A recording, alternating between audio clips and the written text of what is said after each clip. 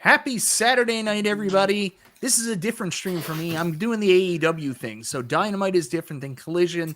This is different from my normal show. Instead of me just doing the solo opening, I'm just going to have everybody on screen. Also tonight, no pinball money super chats. I'm not playing those videos. Don't ask. It's not happening. And I've actually, as a favor, I've tried to modify the ads so they're not as often. So we're going to have a good, clean, fun show tonight. And I've got some awesome people here that, like when I do these big streams, I like to bring people on, showcase their channels, meet new people. So it's not the same echo chamber that I'm normally in of the same comments, get some different opinion on these products and just really hang out with some different people and friends on YouTube. So I want to introduce you to who we got here tonight. We got a kid there, I think. Who's got the kid there? Is that you, Corner Kid? My family is here, guys. The kids are ready to stream. Let's go, dude. Yeah, bring your kid up on camera and say hello. Well, probably not. I mean, a lot of people. Well, Logan's behind the scenes now. He's checking out all the ring lights, so he's loving it. Nice. Anyways, we'll start with Cornercade since he's got his family there. This is the best time to do it. Cornercade, obviously, people know you by now, but why don't you introduce yourself?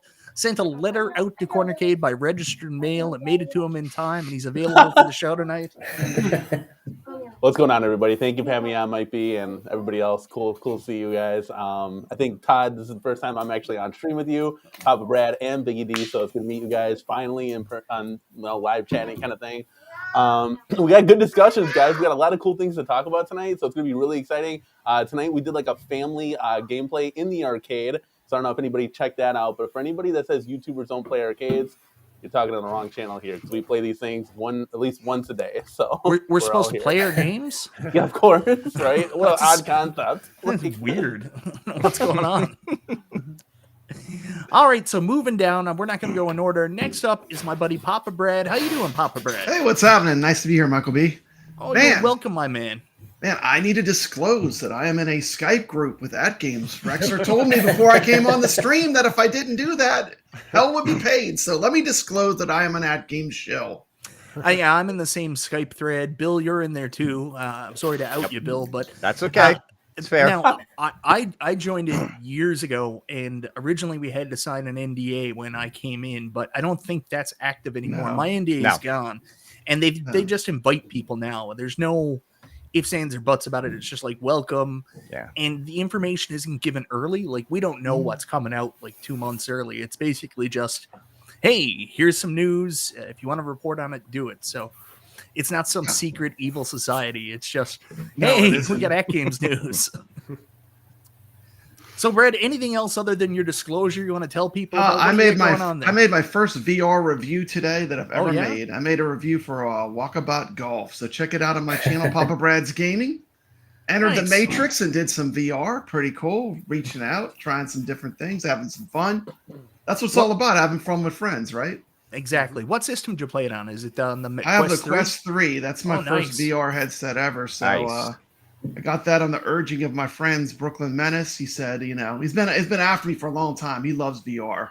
Yeah. And so I finally joined the VR revolution, and it's pretty fun. It's pretty cool. It does not translate.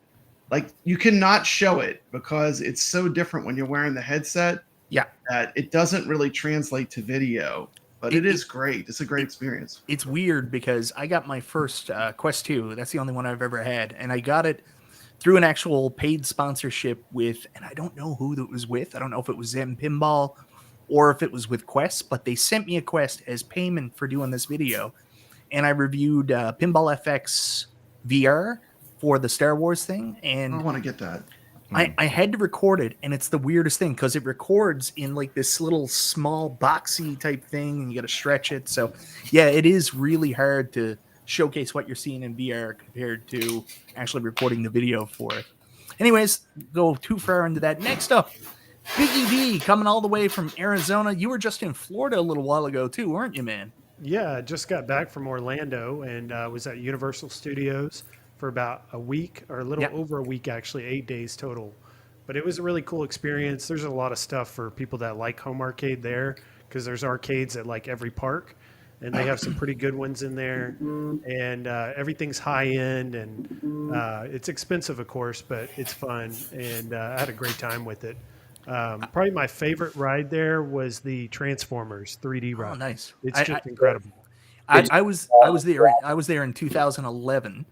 Me and my wife went for our actual 2010. We went for our actual honeymoon, and the Transformers ride I don't think was set up then, but I was really mad because that was the first year Harry Potter was open, and that's the big reason my wife wanted to go. So we went to Islands of Adventure and saw Harry Potter. But I thought that the Back to the Future ride was taken out of Florida at the time because I had misheard, and I know it's gone from California, but I thought it was gone everywhere. So the Back to the Future ride, that's still there today, isn't it?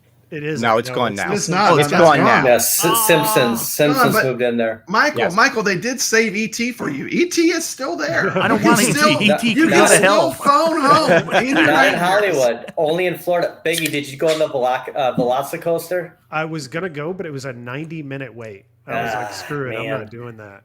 What about 90 minutes well spent.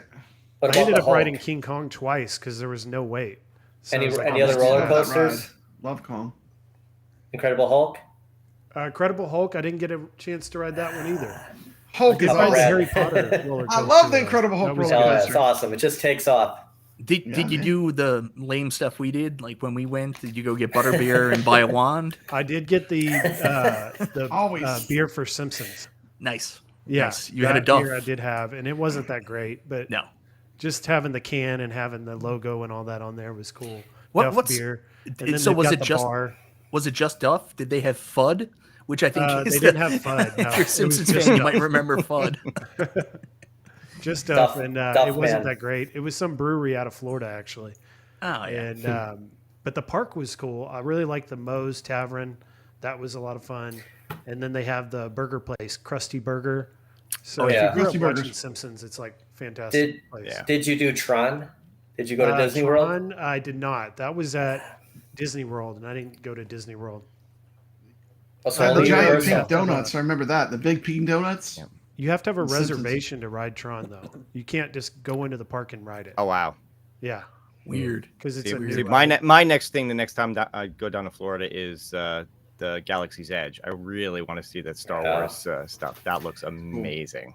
Yeah, the So Star hopefully- Wars I hopefully saw next year I'll last be down trip, there for that. And then I saw it again this trip as well. There's nothing new there between last time I went and this time, though. It's all the same.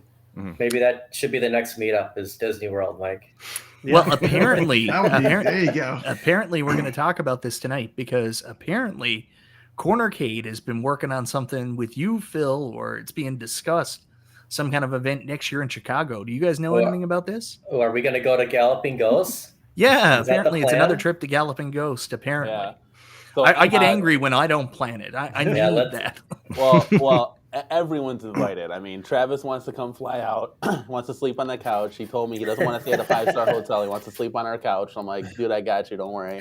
But yeah, anybody like local, anybody that wants to come out. I mean, we want to go to Galloping Ghost and just kind of chill and hang out. I mean, you guys inspired that, like Mike, like, you know, you guys in the scene have inspired people to kind of get together and meet up in person and have some fun at the end of the day. You know? It's the best thing you can do. I mean, there's nothing better than just everybody getting together, going wild for a couple days, forgetting your troubles, just talking about fun stuff. So anytime people Todd. get together is a good thing.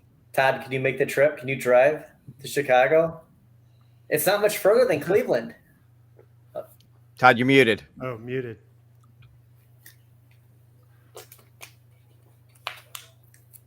Still muted. No, you're still muted. I got nothing here. While he's waiting to figure his stuff out, I don't have an update for Time Crisis yet, so I'm still waiting. Yeah, okay. Yeah. Contact Shop Hippo and ask them for an ETA, and they should give you a tracking number. I kind of raised a fit yesterday, and they Okay. responded right away. Cool. I'll do that. All right, so let's continue on while Todd is trying to figure out his audio.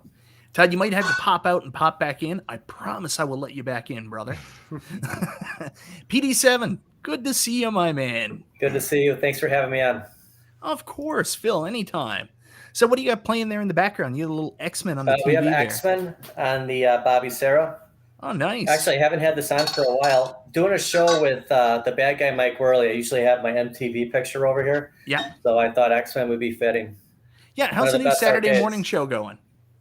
It's going fun. We're having a great time doing it.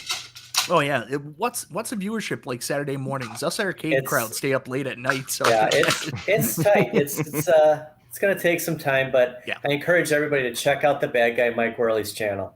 It's got Zodwriter, Jester Tester, the bad guy Mike Worley, and myself, and it's just nostalgia. So we're talking Saturday morning cartoons and anything from the 80s and 90s. Have you talked about Mask yet?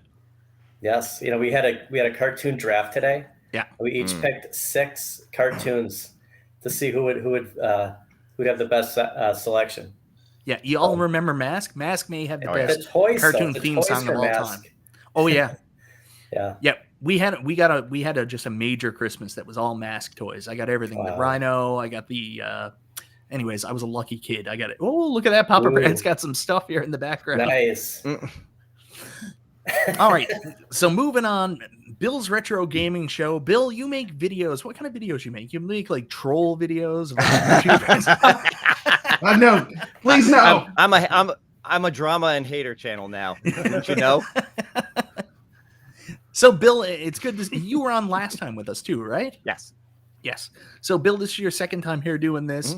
Mm-hmm. How's everything been going? Game time still going strong? What's going on there? So we're actually going to take a little break from that for a while. We're going to go on hiatus.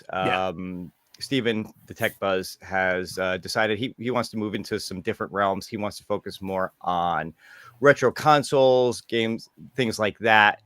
Not to talk about so much the home arcade space. So we're going to take a little break from that, see what he wants to do later on. But I'm still here. I'm still making my stuff. It's all, whether it's home arcade or whether it's retro games, that's the stuff I'm going to cover.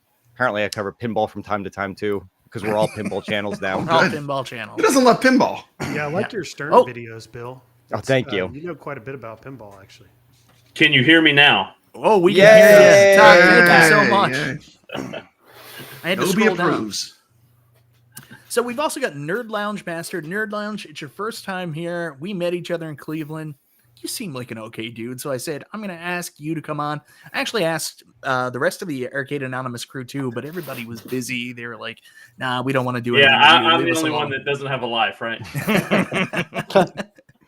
You're ahead of schedule, man. You get your Christmas tree up in the background. That's a Halloween tree, Mike. Halloween tree. Come on now. Halloween tree.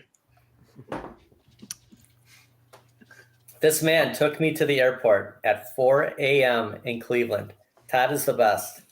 Nice. Appreciate you, brother. All right, guys. So we're going to bring the chat up on the screen. And I'm going to try to figure out how to make us better so we're not all jumbled like this. How does this do? Yeah, maybe we're a little bit small. But anyways, new comments up on the screen. We'll get going with this. So the first thing I wanted to talk about tonight, obviously, it's the biggest news in home arcade right now, which is the AtGames Legends Pinball 4KP. We'll answer your question in a second, Sandman, about the layoffs at Zen, because I think that's a fun topic to talk about too. But AtGames Legends Pinball, we've been scrutinizing this ever since the Zen announcement was made. Some of the most exciting home arcade news for a while for all of us. We actually got to see the unit, what we think is the final unit, because it's a little bit unclear still, but it looks like that's the production unit that's going to be coming out the way the cabinet's built.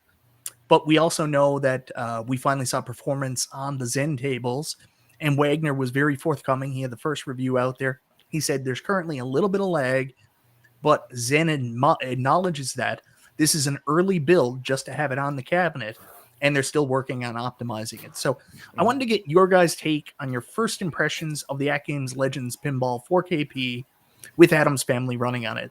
Let's start with you, Bill. Okay, so unfortunately, I haven't had a chance to see it in person like others have. Yeah. But as was mentioned, yes, I'm part of the influencer list for AtGames, so they did put not out influencer. Video. It's not influencer. Okay. YouTube media list. YouTube media list. Sorry, P-Dubs gets mad when we say influencer.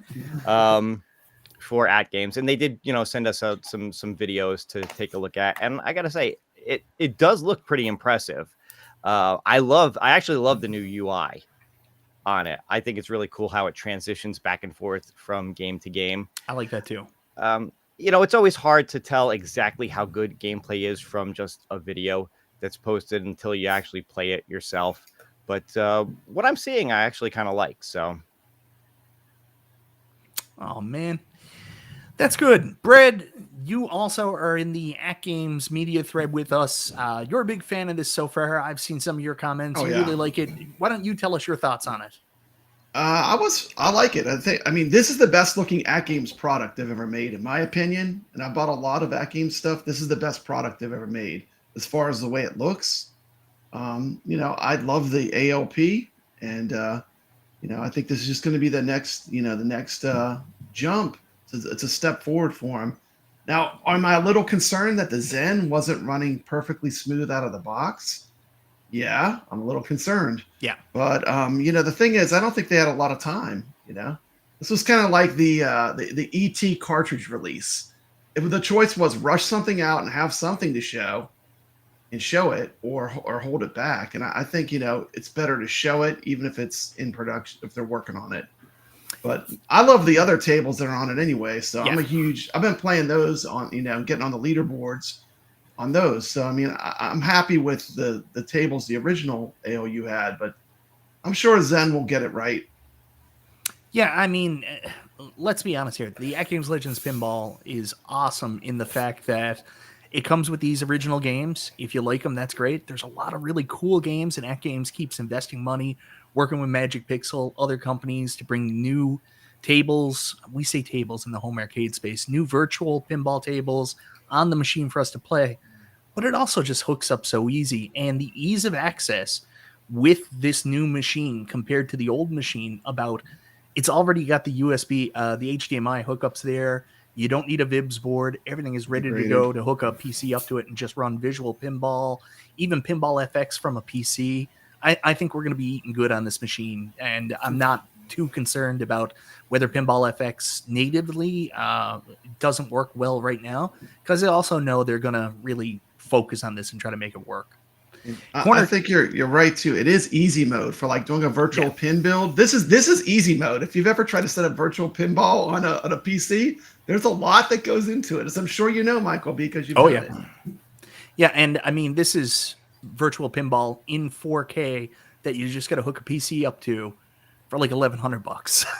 Well, it's a little bit more now. It's gone up to $1,300 for the pre-order if you missed out on the initial. So there's a lot to be excited about.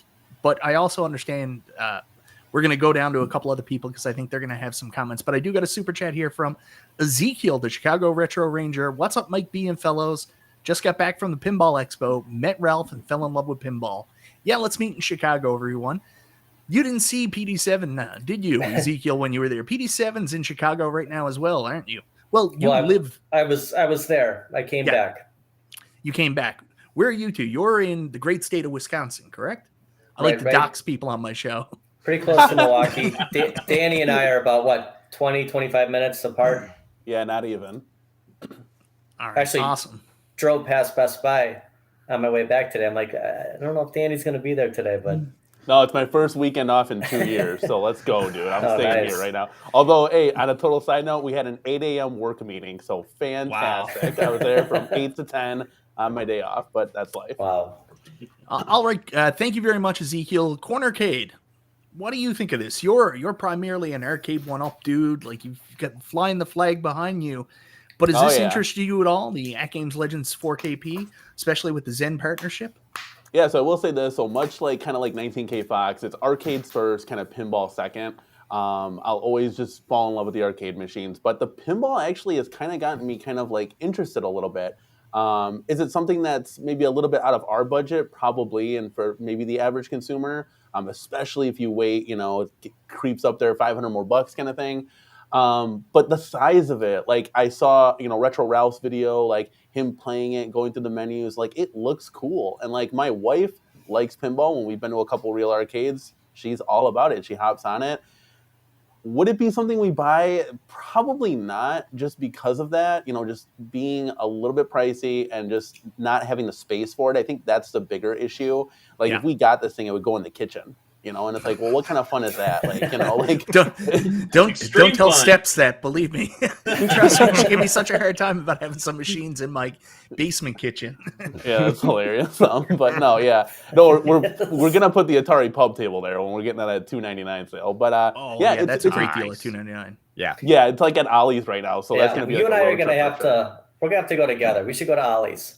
Definitely, yeah. So, but I want to pick it up talking ollies. That's hilarious. Can you imagine? But yeah, I want to pick that up for there. But I think as far as the pinball goes, like Bill said, really good UI. It just looks clean. Obviously, when they clean up all the bugs, it'll perform a lot better. You couldn't really play the Addams Family from what I saw. But the other tables were working good. I know that dinosaur one was working pretty good. Yeah. But yeah, I'm not like a pinball aficionado, for lack of a better word. Like my heart is in the arcades, just like the arcades that I grew up on. I didn't really play a lot of pinball as a kid. I kind of it was there, and I was like, oh, that's kind of cool, but I never really got into it.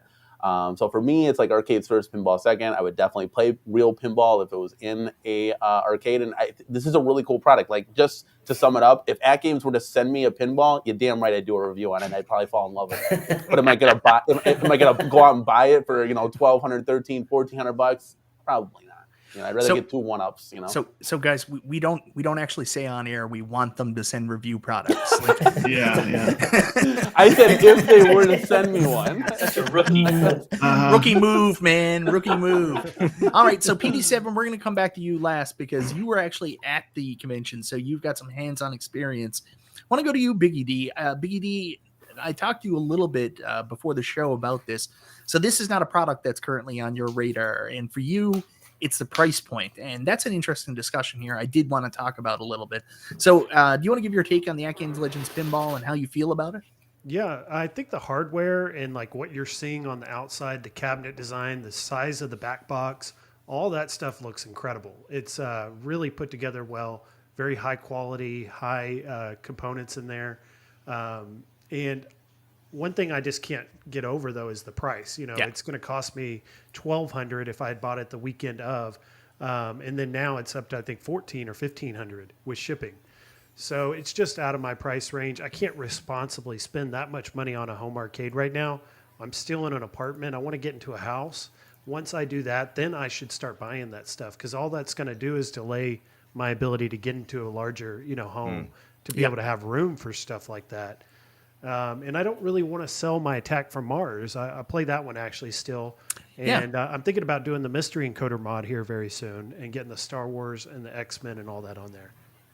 Well, and another thing you could do, I don't think he's here in the chat, but my buddy Charlie Chuck, what he did was he actually modded his Arcade1Up and he put a PC in it. And you should see, like, this thing is awesome, beautiful.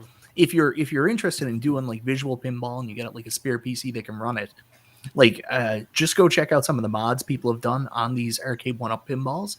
Like the screen that's actually in the Arcade1Up pinball is totally a component of doing like really, really good display. It's just the power of it. That's why they put it down to 720p. So the screen is fantastic. Once you hook a PC into it, oh baby, you can have some good times there. And also people actually put a third screen back in the back box for the what is it? The back glass. Back glass, yeah. Yeah, so DMD and black glass. Really cool shit you can do with it. You might want to check that out too. Yeah, I bought the PCB I have in mine from a guy who was modding his. He didn't need the PCB anymore. Exactly. And I got lucky on that because my first one went out and I had never modded that one. And this is actually a good platform for me to say this because there's probably a lot of people listening. But my Attack from Mars pinball went out on me, and I had never modded it. I took care of it. I actually babied it, and it went out. And I tried to get a new part for it, and they were out of stock for like 3 or 4 months. So I ended up buying a used one on Facebook from a guy. Got lucky. But I know others in the community have had issues like this as well. Mike Worley on his Star Wars pinball, same thing. He finally got his up and running, I saw this week. So did you do anything differently with the replacement? Yeah, I uncased it and it's like away from the monitor now and it has more airflow. I opened up the back of it, left the little open door on it, and now it gets way better airflow. Doesn't G.I. Joe, Todd, doesn't he leave his running all the time? Yeah, but he has 2 fans going in that. And but yeah, he leaves that thing running 24/7. With like a massive fan going through it. So yeah, he has a really good setup. He put like PC level fans in his, and it's high end what he did. So what I used to do is those are the machines that I would only turn them on if I was going to play them, right? Like, Right. so I could leave the rest of my arcade on for hours and I had no concerns. But I was always nervous about the PCBs and the Arcade1Up pinballs. And I remember one time, like when the mods first started happening, there was some concern from people in Arcade1Up. They were like, it's cool that people are doing those updates and stuff, but I'm really worried about what it could do to the PCBs. So, yeah, and even picking up have Star improved Wars it with the new Star Wars, the one at Costco. Yeah. I think it even says on the box that it's got improved airflow. Someone will have to confirm that for me. It's the last run of John D, so it's just some vape that goes through it to keep it cool. Vape cooling. All right, so the price point, just really quickly, guys. We talked about this earlier, and I do want to say this, and people may disagree. We're all used to being in a home arcade space. Like, price is a big thing with us. Like, we're used to having certain things be certain prices. Like, our usual purchase point is like $400, $500. That's usually where we're comfortable with. Anytime someone puts out a product that's more, you're going to see it right across the board, all across the community. People are like $750 for Time Crisis, GFY. Like, that's how people react. So I understand the sticker shock for some people seeing like an $1,100 pinball machine, right? You're like, Jesus Christ, that's a lot. But you know what? If it's too much, just don't buy it. There's another side of it too, where in order for you to do like a 4K pinball build, or if you bought something that's pre-done without a PC, I mean, you look at this and you're like, actually, you put into consideration what this is. It's a lot of value for that, but it might not be value for you if you're the kind of person who wants to buy something for $500. So there's no right or wrong answer. Is it too expensive? Maybe for you. Is it a good deal? Maybe for some. So. Yeah, I'm looking forward to the AtGames Legends Ultimate 4KP, the arcade, and what they're going to do with that. Yeah. Mm-hmm. Hopefully it's something way out there we're not even thinking of. I think it's one or the other. I think that's, we're all going to look at that and say it's either the pinball or the ultimate, because they're both going to be, expensive. Yeah, they have the Killer Instinct license now. So technically they could do a Killer Instinct cabinet if they wanted to. So great super chat here from Nicholas Diorio. Thank you very much, brother. I was eyeballing Stern Stranger Things Pro, and then I saw it was $7,000. So anyways, I pre-ordered the ALP 4K. Yeah. A lot cheaper. Like I said, you can get the ALP 4K for the price of some of the Stern toppers. Yeah, I mean, for the Jesus topper. Christ. Rush topper was $2,000, right? I have a quick question. So like we were talking about Biggie, you were talking about like price points and stuff, and I'm like I've never even played an Arcade1Up pinball. So like are the tables or the maps or whatever on that, are they better than like the AtGames? And then the AtGames just has like a better form factor and it's just bigger and No, from what I hear, the AtGames is way better. I've gotten very little playtime on one. I got to play it at Cleveland for a little bit. But I haven't had like hours on it. But from what I've seen, it's way better than what I have on the Arcade1Up. So would it be worth then like 720p, where the AtGames runs at 1080p? New one will run at 4K, which is incredible. So would it be worth then like selling that even for like $300 and then trying to upgrade to the new Addams family? Can I kind of chip away at that price point a little? For me right now, I don't want to spend that much money because I just want to save space because I don't have a lot of room. And I don't want to sell the one I have because I got a good deal on it. And just save my money for a house and then get something like that when I'm ready. Yeah, 100%. Biggie D's doing some adulting. He's doing some adulting here. He's being responsible. Every now and then we got Papa Brad will live in a cardboard box and have 40 arcades behind him. Yeah, every now and then. Biggie D. Every now and then we got to do that. So I'm currently I'm liquidating a bunch of stuff, trying to get ready for Stranger Things because like as soon as they come out, I got to try to sell my Dungeons and Dragons, get everything ready. But my stove went out, so I'm just like, God damn it! Man. I got to be an adult. Maybe Stranger Things isn't going to happen. Oh man. Nerd Lounge Master, your first thoughts on the ALP 4K? I see you've got the standard ALP HD behind you. You've got your Legends Ultimate. Obviously, you like the AtGames stuff. You excited for the ALP 4KP? What do you think of the initial first look at it? First look at it, I love what I see. The one that's behind me is stock. I haven't done anything to it except for the joystick. So it just really excited me to see this one. But at the same time, I'm like, do I need to upgrade or not? Is this the time to upgrade? Get rid of that and get get the 4K. And that's where I'm at. That's where I am right now. I'm kind of weighing my options. I really want a preferred skin versus the Addams Family, even though I like the Addams Family. There's nothing wrong with it. I may be holding out for a different skin just because I want something different. What skin would you go for if you could pick? My Little Pony. It's My Little Pony. Star Trek is what I want, but we don't know until we know. And what did they say? Like 25 different SKUs they were thinking of, or that was the realm. So there's a lot of options there. If there's something else that I could live with, I may go with something else. So, formerly Nooner, he says this: you can't afford it. Effing finance it. Judge Reinhold, ruthless people. That's what I did with Godzilla, so I can't do it twice. Brad, what is it? Show and tell here? What are you gonna call it? Yeah, Brad's always Addams doing that Family, stuff. man. Check this out, Michael B. I did a video when I went to a toy show, and I made it through the whole toy show, and this is all I drove home with was the Addams Family for my 2,500 subscriber celebration. Nice. Check this out. Here's the coolest part. I got an extra surprise. You ready? Yep. Look at this, dude. Blockbuster. Tell me that doesn't bring back. Tell me that doesn't bring back. I get a couple down. Oh man, that is awesome. That is awesome. It's got the rewind sticker. I might have told you this before. I got a Virtual Boy case downstairs, a Blockbuster rental Virtual Boy case. No. Wow. Yeah. No. You can never get rid of that thing. You got to keep it. I've got a pretty sizable VHS collection too. I don't know why, but I've got it.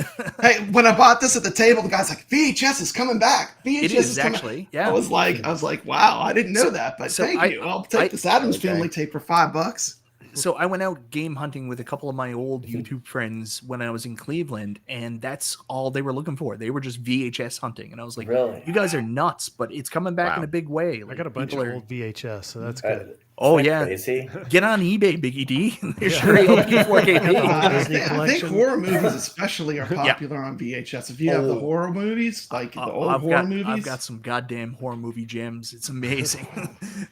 And maybe that's what I should sell. Anyways, PD7, you were there at the Pinball Expo today. What did you think firsthand experience with the ALP 4KP? Were you digging it? I was. When I first stepped foot in, I was doing a walk and talk, and I said, we're going straight to AtGames. Like, that's why I went. I did have an impression that Cyrus would be there. I thought Arcade1Up was going to be there maybe earlier in the Thursday, Friday. Joe's Bar. Yeah. On Weed Street, yep. Weed Street. You didn't make it? Aptly named. So I thought going to AtGames and then I know there's so much other stuff there, but I did want to see Cyrus. I thought it'd be cool to just ask some obvious questions, but I went straight to the pinball, and I was surprised on how much higher this is. And people my size playing it, like it's going to be comfortable. You're not going to get Biggie, you will, Danny, but you're not going to get that pinch in your back. Like it's just, from being hunched over. I mean, it's 7 feet tall. Adult sized. Yes. Wow. I mean, Brad, did you pre-order?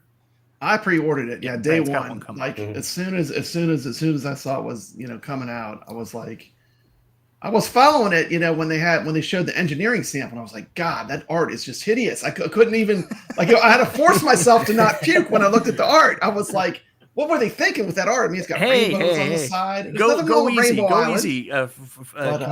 Community friend of ours developed that design originally. I don't know if it's he did the original ALP design, Kamla. I'm sorry. I don't know if he actually worked on the other design as well. But anyways, that was his original baby, and I thought that was much better than what the table was originally going to look like.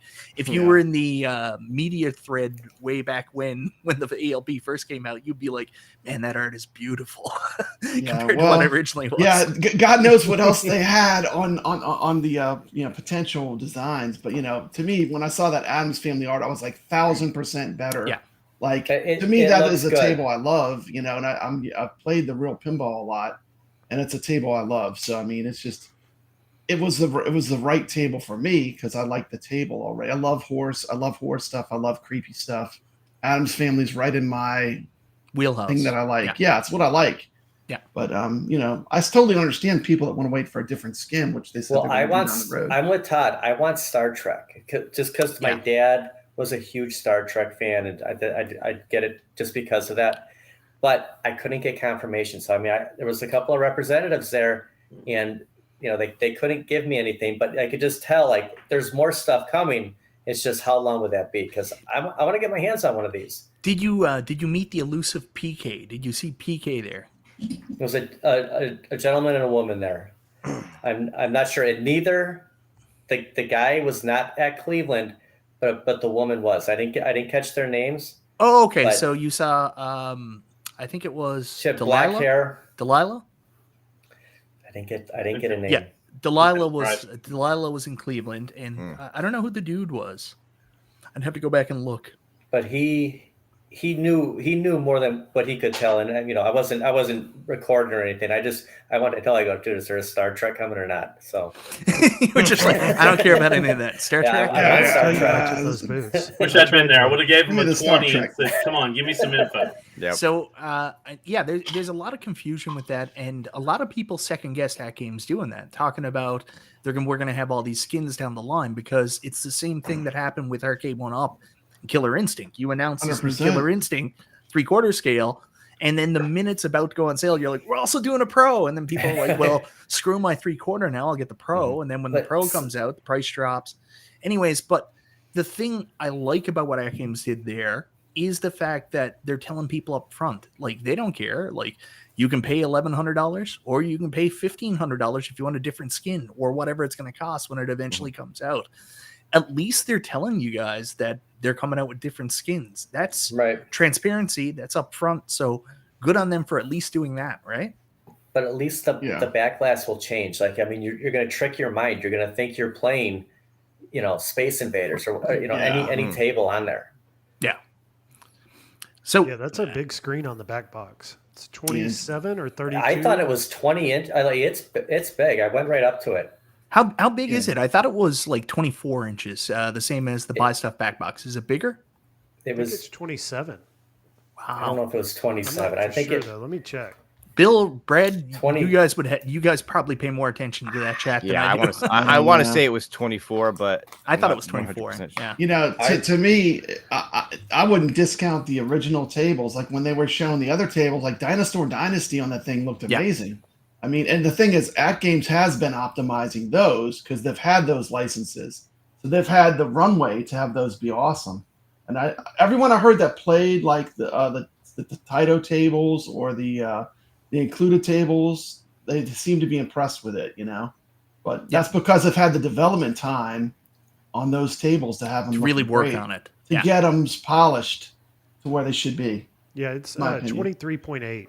Yeah, okay. It looks bigger, though. I mean, it looks huge. It looked like it was 20 when I saw it, but it's hard to confirm because it's corner to corner. You're kind of looking at a rectangle. Yeah, I didn't get the Dirty Harry pinball, Gregory.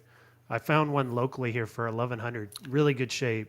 P-Dubs told me it's worth $4,000. Yeah. And I ended up not cheap doing it for a pinball. Like, I can use this as a down payment on a home and get something like this when I move, No, man, you gotta know that flipping lifestyle, man. You gotta flip. Get it I bought for my Dungeons $1,100? and Dragons cheap, and now Post I'm it for flipping to $2K? get Stranger He was Things. going to help me move it, and he was going to like wrap it all up for me and protect it for the move and everything. He has a bunch of them. Who does? This guy that was selling. Yeah. He was like real helpful, and he didn't even negotiate with me. I was like, I'll give you $1,100. He's like, all right, cool. Yeah, man. Right, Get it. Honestly, get rid of it. Sometimes you come across like real hobbyists that are just like, it's not so much they just want to get rid of it. They're moving stuff out to make room. Make space. It's not all about the money, and they want to keep the hobby alive. So like the guy I bought my Dungeons and Dragons with, like he could have been a complete sleaze bag and said, I got a working topper. This table's worth like $7,000. Like I'm trying to sell it for. But instead, like he was like, I just want, this is a fair price. I just want to put it out there, and like it's a cool thing, and you're a decent guy, so here you go. So a lot of people are just like that, and that's cool to see. The way he was, very helpful.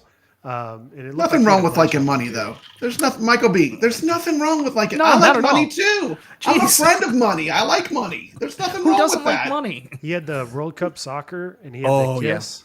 Yeah. And there were a bunch of others in the background you couldn't make out in the pictures. World Cup Soccer is interesting. It's it's a great pinball with like a very mid-level IP, but when you play the pinball, it's fantastic. Oh, that's why Zen did it. I mean, it's a fantastic pinball. Yeah. I remember seeing it before it came out on Zen and being like, it's like a soccer theme. I don't really care about that. Yeah. I don't even know what this is, a dog for soccer? What is this? So I didn't really have much interest in it, but after playing the Zen table, I was like, oh my God, this thing is incredible. So every time I see World Cup Soccer now, I always jump on and play it. It's a great table. Another one that used to be a cheap pinball machine that everybody picked up because it's actually really good is another sports theme one, and it's like NBA Fast Break or something like that. Apparently also a fantastic pinball machine, but it used to be dirt cheap. So that would be everybody's first like pinball machine because it's just... Pardon? That's the 90s. That's the 90s characters on it, like Jason Kidd's on there. Yes, I've seen that. Yeah.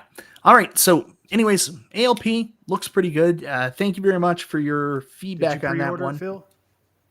I'm sorry? Did you pre-order? No, because I'm just holding out a little longer for Star Trek. Okay. But if it's Adams, guys, it looks good. It's so tall. I couldn't get over the fact that it's tall, man. It's like looking at Shaquille O'Neal. You should. Wow, I'm really surprised by that. So that's with the topper, though, right? You're talking with the topper. With the topper, but it's just like. That's where does the machine come up to you on your torso? That's what I want to know. My waist. So when it comes down, it's right there. So are you bent over playing, or are you like, because the Arcade1Up one is actually at a great height. The Arcade1Up pinball, really super comfortable, right? If you raise those, if you gave it as much height, I bought my parents the Attack from Mars, so it's high. It's just like that. If you raise the Arcade1Up as high as it goes, it's right there. That's music to my ears, because that was one of my main critiques of the original ALP was that it sits too low compared to a real pinball. And for people that are taller, I'm 6'2", it needs to be higher, and that is fantastic. And it didn't have solenoids in it. It didn't have a bunch of the features this new one has. A big black box. It's worth the money, and if it is Adam's Family, I'll go with it just because. I think this is a comment on Danny's channel, but everybody's really concerned about your fun and enjoyment right now, Danny. I got my listening face on. I got my listening face, guys. No, it's a super cool product, but it's not for me really. Some people like cucumbers better pickled. I don't know. Going back to what you said to Biggie, Danny, is even if he kept his Attack from Mars, like behind you, I mean, it's just nostalgia, right? I mean, you have all these different cabs, and that's the same thing with like Biggie. Like you could get the ALP and still keep Attack from Mars because it looks like Attack from Mars. It's like it's that whole look you're going for. Look behind Mike. Yeah, it's a good looking table. Let me ask you guys this, since we're on the topic of pinball, if because Star Wars doesn't really go on sale, so like if Attack from Mars or Marvel, and if any of those went like $2.99, $3.99, is that like worth a pickup at that point? Like I've never. If you get I think anything at $2.99 is worth a pickup. Yes. Anything $2.99. Roger, $2.99. Jump on it. Roger's $3.99 right now, Mike B. No. You gotta Mike Worley. I want to say one more thing about the ALP before. When people get the new tables, like if you have a home arcade, I would not hesitate at all about picking up the original ALP when people start selling them. Yeah, because I think you're going to see a lot of them come up, and if you can get an ALP for like $300 on Facebook Marketplace or something like that, I'm telling you, don't hesitate because you're going to get a lot of enjoyment out of it. VIP outlet on Thursday. I know, and it's since sold out, but it was $489. You're going to get a lot of enjoyment out of it. I feel bad for all the people that missed out on those Sam's Club sales. Like I was pushing 19K Fox so hard. I was like, it's at Sam's Club right now for like $189, $250. Just go get the ALP. And he's like, I don't know. He had one on his cart one day and he couldn't justify it. Here's the thing, guys. Support for the ALP HD, the original ALP. That's not going anywhere. Like all except for Pinball FX. They're coming out with tables for it in the future. Oh, they are? So Pinball FX is coming out. They're going to come out with I mean for the ALP. For the ALP HD?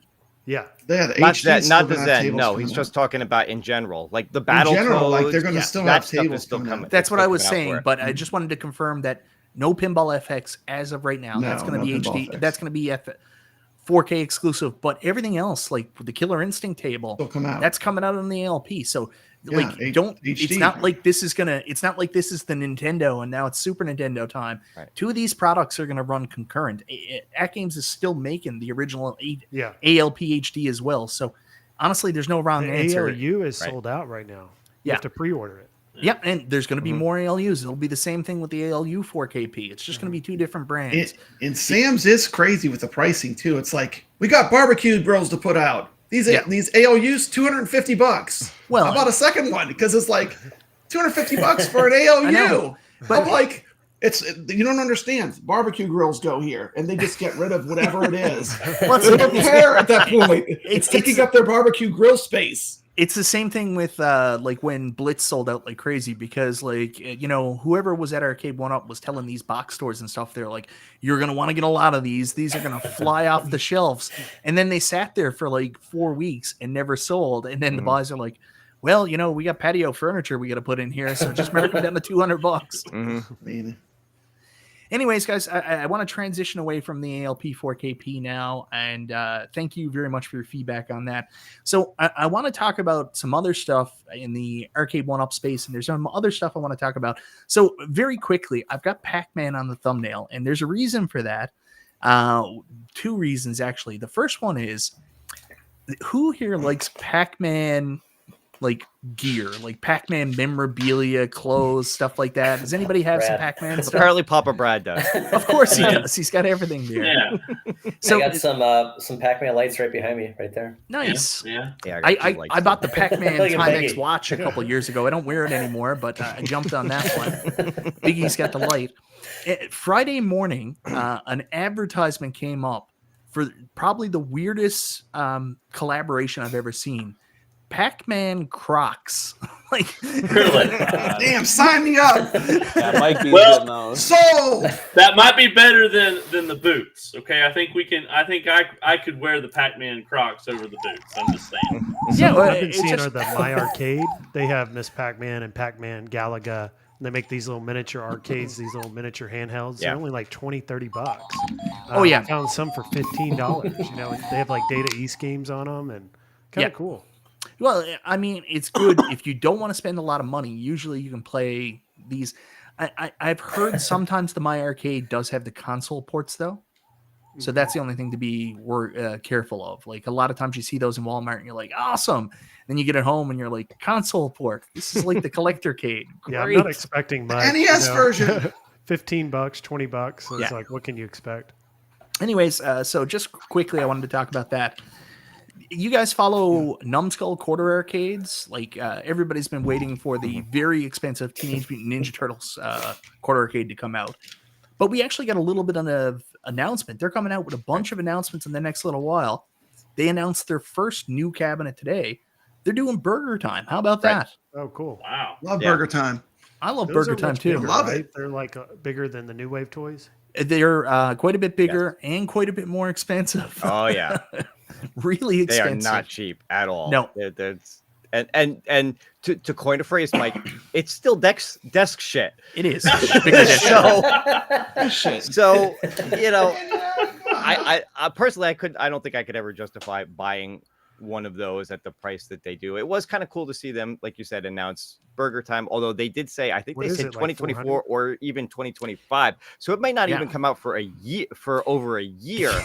It's And then- two freaking years. And then with Development. more to come. So Yeah. we'll have to wait and see. But well, that's the thing that I thought was funny because Turtles still hasn't officially shipped, and then on top of that, they've already announced Zookeeper, which I'm in love with. Like I'm so Oh, happy. Oh, about that one I I didn't love. see. I Yeah. love Zookeeper. Zookeeper. Zookeeper is And then after that, they're already announcing like Burger Time, which is not going to come out for like a year and a half, 2 years. And they're like, we're going to be announcing shit all week. I was like, when is this stuff coming out? You're going to release your roadmap for like the next 7 years? It seems like it. Messiah's Gaming's here. $2 super chat. Build Retro Gaming Show doing a segment today. Thank you, Messiah. Appreciate it.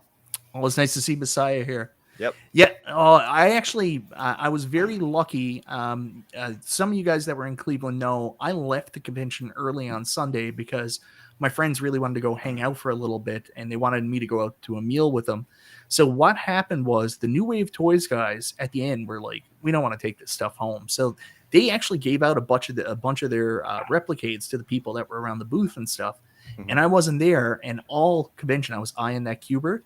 And Glenn's Retro Show actually went up to him and goes, "Hey, Michael B wanted a Cubert, so I'm going to grab it for him." So, thank you so much, Glenn. Thank you so much. That is awesome. Nice. I love Cubert. Really cool, dude. Glenn's so cool. He's awesome. Yeah, he's a great guy. He's the best. One in a And million. that tall, Cubert cab too. is a lot. That Cubert cab is fun. Oh, so good. The It's so knocker, good. everything. Yeah, love it. I saw the Ghosts and Goblins is still available, but the Ghouls and Ghosts is sold out. Yeah. Yes. That was on my list New too. Wave Toys. Yeah. Yep. So good for them, man. Michael B, I hate to be a bummer, but I gotta go. I want to thank you so much for having me no on. problem, Brad. I See you, appreciate buddy. I had a previous commitment, but thank you so much. Love the show. Glad I was able to seeing be you, on Papa for a Brad. while. Take care. See you, Brad. See you, Brad. Have a great show. I'm gonna watch it on Restream. Bye. So yeah, New Wave Toys sold out of the Ghosts and Goblins. They only opened up the pre-sale for that. I think it was like 2 days ago. They did their big Halloween pre-sale, and it's already sold out. Ghouls and Ghosts gone. So now Ghosts and Goblins is the only option. So, Danny, B, read Jason's comment. We might have to do a pinball super chat money kind of thing. no, we're not doing any ALP. pinball super chat tonight. No, I'm saying like a pinball money, like for our channel kind of thing to raise awareness here for this ALP. Put it up more and read it. There we go. If Danny and Katie had a fully loaded ALP with a PC connected and configured, he completely changed his mind on PC pinball. I'm telling you, he's not wrong. Yeah. I mean, even if you don't want to get the ALP 4KP, just listen to what people said, man. There's going to be bunches of people that are like selling off theirs now. So if you can jump on a sale one and then hook a PC up to it, you're in pinball land then. Visual pinball and shit hooked up to it. Facebook I didn't want Marketplace. to interrupt, but like I had that pinball in my cart too for like $200, and I didn't really know much about it. I should have got the damn thing and resold it. I know I missed out on it. I missed out on Killer Instinct 150. I'm just oh my god, but yeah, it happens. Yeah. It happens. All right. So, I wanted to talk about that. And New Wave Toys still have 2 more announcements to come before the end of the year. They told us last time on Super Game Room Dudes. So, any concept, what do you think are going to be happening? Do you know PD7? No, I'm just bigger cabinets, right? No, we're not getting that announcement before the end of the year. So, I know they're working with Glenn, and I know the rumors are going around. So, it looks like it's going to happen. But, like, the guys were pretty open about it. I mean, they're set up and it's a small operation. So right now they're set up with operations to do these small cabinets.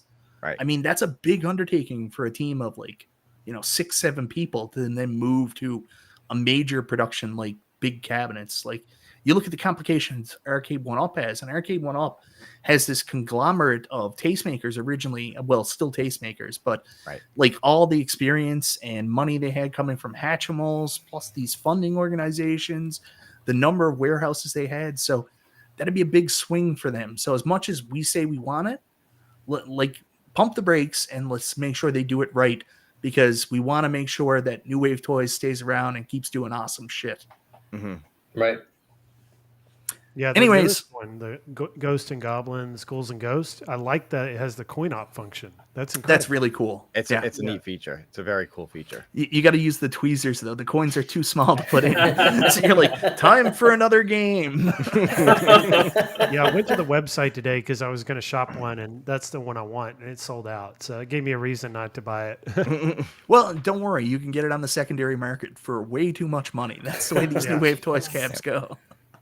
Yeah, I have the Ghosts. I actually have right now. I actually have 2 of the Ghosts and Goblins one. I purchased one and I did a review on it, and then New Wave Toys actually sent me one for review. So I'm probably going to do a giveaway in the near future. But like I said, it's the Ghosts and Goblins one. So that's nice of you. P-Dubs did the same thing when he got his review cabinet as well. I love that. And here's the thing about New Wave Toys: they're not putting out these cabinets because they're trying to force reviews and stuff. They literally just think what we do is awesome, and they want to give these cabinets out, and they're like, oh, thank you so much for what you do. Like, we really appreciate it. Just, here's a cabinet. Like, you can do a review. That's great. We want to get your honest feedback. Never any interference telling you like ask us questions, show us a video first. It's just here's the cab. And like when Food Fight came out, they just sent it to me. They were like, you don't even got to do a review. Like, just we want you to have it. There you go. So that's really good cool, company. Yeah, that's really cool. Yeah. They're improving every time they come out with one. There's an improvement. Yep. So for you guys that were at Cleveland, Bill, you have one. Did you go up and actually check out their little machines and look at the actual new screen on the Ghouls and Ghosts and Ghosts and Goblins cab, the new CRT 2.0 filter? How'd you feel about that? Because I was really harsh on the Missile Command and the filter that was on that, but I thought this new filter kind of nailed it. Anybody? Biggie D, you first. I saw them and I thought they looked really good. The Ghouls and the Ghosts and Goblins, it seems like it's a step above of all the other ones they've done. And I'm glad that they're doing all this because this is a good time to get in. If you've never collected them, you're starting at a good time. And it's one or the other. Either you're collecting the Arcade1Up 3/4, or you're collecting these. Like I don't know if you could do both. Oh, I'm gonna try. I'm gonna try. If you get in on the pre-orders at like 120 or 130, they're not expensive at all. Even at retail 160, I don't think they're bad. For what you get, I don't think they're bad at all. Compared to $400 for quarter arcade? Absolutely, 100%. What? Really quickly, $2 super chat. I want a 3/4 Zoltar cab from New Wave, $1,000. Sandman S1 and Man 1. He wanted to also talk really quickly about the Zen layoffs, and thank you very much for the super chat. I remembered that I was supposed to talk about that with the AtGames pinball. Zen layoffs suck. That sucked. That news that came up last week, and a lot of people are concerned. I'm not as concerned. I feel horrible for the people being laid off, but I mean, they're part of that Embracer group, right? Like whenever these companies get merged and shit like that, this stuff always happens. Right. Like, unfortunately, people have confirmed, because I kept saying, hopefully it's mainly administrative. They said, no, it's actual games divisions. So hopefully it doesn't impact the quality. I don't think that you can draw a direct string to the ALP 4KP and say, well, it's going to suck now because people got laid off. I think that's a reach, but it'll be interesting, especially with Zen Pinball ramping up, also bringing out Pinball M, and I'm a horror movie guy, so I want that to be really cool too. So we'll see how it goes. Look, as far as ALP is concerned, I mean, look, even if you said Zen Pinball didn't make a single new pinball table in the next year, there's still 140, 150. There's still over 100 tables that they've already put out that could potentially be on ALP. So as far as ALP is concerned, I wouldn't worry about it. It's just, where do things go for them in the future? And I think I think they'll streamline and they'll bounce back and it'll be fine. Danny, I'm going to keep you engaged here now and keep you off your phone. Oh, no, I'm trying to interact with the chat. Normally, no. Normally I'm typing here, but I can't type, and there's no, like, I'm usually the one that's got it. I don't have anything, so I gotta talk. All right, you go back to that. I'm going to ask more people about the Zen stuff. PD7, Biggie D, Nerd Lounge Master, feel free to jump in there. Anybody actually have any concerns about the Zen stuff? Did they say how many layoffs there were? Like, was it half the company? Was it 100 people? Or I can't remember if it was 30 people or 30%. Okay. They're not a very big company, are they? No. I hate it. I hate it, but hopefully they can bring in, if things change, if the market changes or whatnot, maybe they can bring some people back. Unfortunately, I've worked in retail for many, many years, and you'd see people come and go, and it's just kind of part of the game. And I hate it, but I don't really have concerns that they're going to have problems putting out product or putting out software or anything, Yeah, I mean, we don't know. It's impossible to say now. Proof's going to be in the pudding in the coming months, what they do. I think they've been killing it. I mean, I've loved everything they brought out. I will say their lack of releasing Elvira in October for Pinball FX that would be my biggest reason to say, maybe cut some of the dead weight, because they can't seem to figure out we want Elvira. We do. We do. All right. Yeah, so I would be also just on that point too, is like how big is Pinball FX outside of like our community and the people that, talk about it, I just don't think like it sells to like a huge audience. Like if you see it on the PlayStation, like how many downloads does it actually have compared to A like lot. other PlayStation games? a lot. Oh yeah. But it does. today, I think it's probably really it's probably really big like on PC on Steam. It's probably the biggest place for it, I would think. I would think so too. And See, maybe the the fact Switch, that- because with the Switch you can turn it and play it like it's, meant to be played, which is kind of cool. Yeah. Messiah's Gaming, $2 super chat. Hear me out. New Wave Pinball Micro. And you know what's crazy? Like we talked to Shiloh at the convention, and like I talked to other people from New Wave Toys, and they're like, man, that'd be so hard to do because it'd almost be impossible to recreate the physics of what happens on a big pinball machine on a micro. Mhm. And then you talk to Shiloh, and he's like, yeah, I'm going to do it. I don't give a shit. That be skee ball cool. thing was pretty cool looking, by It the was, way. They yeah. have to put that out, Yes. like for Yeah. real. They have to put that out. Yeah. So moving on from there, I did want to talk about some Arcade1Up stuff, and I'm really happy there's a couple people here involved in that, because like I gotta ask some direct questions to some people here for some of this. First off, I want to give Bill massive props, because I watched your video earlier today and I think you nailed it. Like your video was excellent, all the points you Thank you. made. Thank I'm you. saying this because you were really nice about me, and you were like, Michael B is not the problem. And so I'm like, woo! No, but I wrote you back, and you know Yeah. what I said. I think Yeah. that fault lays on me too. I could do a better job of really trying to push Cyrus to get an answer out. But I will. I think in some places you did, and I gotta be honest. I was watching your face, and sometimes he would answer. And you were like, okay. And I know in the back of your mind you're thinking, well, that's a bullshit answer, but I can't really say it's a bullshit answer. So I'm just gonna say, okay. So I think the difference with Cyrus, a lot of people think he's not genuine, right? And people are like, oh, his answers are so political. Here's the thing. Cyrus is really like that. Danny, like you've talked to Cyrus, like Cyrus is really like that. Like you could ask Cyrus, like, Cyrus, did you poop today? And he's like, well, Cyrus Rosenberg is always trying to stay regular. So.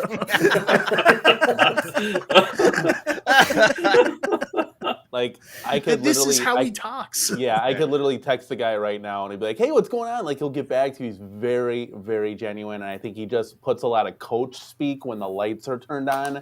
And it's that type of mold that we as like, YouTubers, content creators, we need to help break that mold a little bit so we can actually get some like truth and real information. I mean, not like he's not telling the truth, but he's just dancing around things. Mm-hmm. He's a great guy, but I think it would do better for Arcade1Up and the home arcade community to just get right to the point and actually answer with a yes or no. Oh yeah. Some direct answers would be a huge help. And Bill, like I thought again, you nailed it when you said like he was saying stuff. And here's the thing, like we have to do this. I hate doing this because you guys know how I do this. I don't plan anything. I don't structure anything. I'm like, let's just go live and see what the hell happens. But they want to, pre-show and all that stuff. And like Cyrus can like give a direct answer. It's just like sometimes it doesn't happen. So I'll go over a couple things. Casinocade. I know this was already answered, but I thought it was important that Arcade1Up on air officially announce it. So we asked Cyrus, like, do you need Wi-Fi to play online? And the real answer that he gave that, I'm just going to put in plain speak for you is, yes, you need Wi-Fi initially to download the games. Mm-hmm. But supposedly after it's downloaded, you can play it offline. You're going to miss out on features like the daily spins and whatever extra stuff is there if you're not online. But the game should be playable. We weren't aware they weren't playable. And what actually happened is I saw the video. I reached out to Cyrus and said, Cyrus, you need to watch this. And then he said, explain it to me. And I explained it to them. They went to Q&A and they're actually fixing it. There's a bug. They weren't aware that it was unplayable offline. And you're going to get a fix in it, but there's no ETA right now. If Cyrus had just said that, he would have said, hey, good job, Cyrus. Yeah, it would have been fine. Yeah, which is actually right, because he tried to. I mean, like I said, he tried to answer it, and then you walked away not knowing what the real answer was. Yeah, and some of that is the way Cyrus explains things. The other thing you guys also have to understand, there's questions that they ask where it's like, when are we getting Qbert? And it's fun to ask that. I like to ask that. So it's on Arcade1Up's radar that, hey, if you're a home arcade company and you don't think you can do Qbert, close up shop now. It's one of the most popular games of all time. Yeah. But Cyrus can't answer that. Nobody can. Like these, especially in licensing, he can't talk about games that aren't official yet because it could screw it up. Oh, like it has screwed it up before. Yeah, we saw that with MK4, right? So. And even like the splash screen, those get updated and changed because the licensor doesn't like the way the Pac-Man is moving. It's literally ridiculous. It makes no sense, like at all. But I feel like Arcade1Up sometimes has their hands handcuffed because it's really what the retailers want. You know, they could bring a double Dragon cab and be like, "Hey, this is gonna be bomb. It's gonna sell." And the retailer looks at them and be like, "Yo, where's the Mortal Kombat?" And they're just like, oh, "Okay, I guess that's exactly that's what happened. The problem here. That's exactly what happened with Double Dragon. Is like no new releases. You know, we haven't seen anything new in a long time. We saw Time Crisis, but we talked about that for like a year before that ever came. The form we're not hearing factors. anything. But that's we're getting Deluxe and then XL. Like we can all live with that temporarily. But you're right. We're gonna need something new. You know, after a few more XLs. But that could be on the retailers too, where they come with a said cabinet. And throw out any title there, and the retailer's like, "Where's the Atari Star Wars? We just want that one." Imagine like New Wave Toys redoing their cabinets over and over again, the same games, just doing a different design. They would never do that. We talked about that. We were trying to convince them to do. New Wave Toys is New Wave Toys selling to a retailer? Or are they just selling direct? See, there's a difference, right? Like it's apples and oranges. New Wave Toys is like direct to consumer. Arcade1Up is like the only way this works is if we work through retailers. So. It's a different model, right? I did want to bring this up. And the other thing, too, are people like, why can't Cyrus just tell us the games that are coming out? Because he'll get fired. Yeah. Yeah. Jesus. So I will tell this, like, Big D, I will answer this question. I did have questions lined up asking about next year because I've been told Arcade1Up have a huge lineup. And people are all saying Arcade1Up are done. They're a dying company. They got a pile of releases coming next year. So I said, let's talk about that because the difference between what happened with iArcade and people trying to create this narrative that Arcade1Up's going out of business now is iArcade came out and said, we're not making any more cabinets. And then people are like, clock's ticking, dude. Yeah, actually, what they're doing is really smart for them because it's going to make them a lot of money. It's very low risk. But for us, we're, selfish. We want what we want. Right. So what my question was is it went from, are you done making cabinets for 2023? And then asking questions about 2024. And they were told from marketing, we don't want to talk about that yet. And that's fair because we're the same people that if they came out and said, we got a bunch of stuff coming in 2024, we'd be like, and they're idiots. They're telling us about these new cabs. They haven't even sold their old cabs yet. And that's kind of where it was. Marketing came down and said, we don't want to talk about 2024 yet. Yeah, so got some new Deluxe coming out. Yeah. Talking about being at retailers, they're everywhere now. There's probably like 12, 14 retailers they work with. Jason, my wonderful moderator, who's supposed to be at Back to the Future tonight. What are you doing, Jason? Totally dodged the question on Sega, Konami, Taito, and Data East, just stating his relationship with all is great. But they want COVID-era sales, and Arcade1Up admits they can't do that anymore. That is true. I mean, the world has changed. Like Arcade1Up a couple of years ago, I mean, we know when people were home with COVID, it was the same thing for me. I didn't leave the house for like 3 months. I had tons of expendable income. I was like, I'm building an arcade in my basement. Not everybody's like that anymore because people are like, well, I got to take my daughter to 15 events now and I don't have any money. So they're not selling as well. So maybe there is some truth to that with the licensors that maybe there's a big price difference between what they expect to get in return for their license compared to what Arcade1Up can realistically deliver with the sales today. Yeah, I think we all know what's going to be the next new release. It's probably Robotron Smash TV. That'll probably be early next year, like February, March. But I don't know if that's a safe bet because honestly, that's not a retailer favorable game. Like if they were to do that, that might be a direct consumer. Yeah, and we haven't seen a direct for a consumer in a minute since Dragon's Lair, and that went.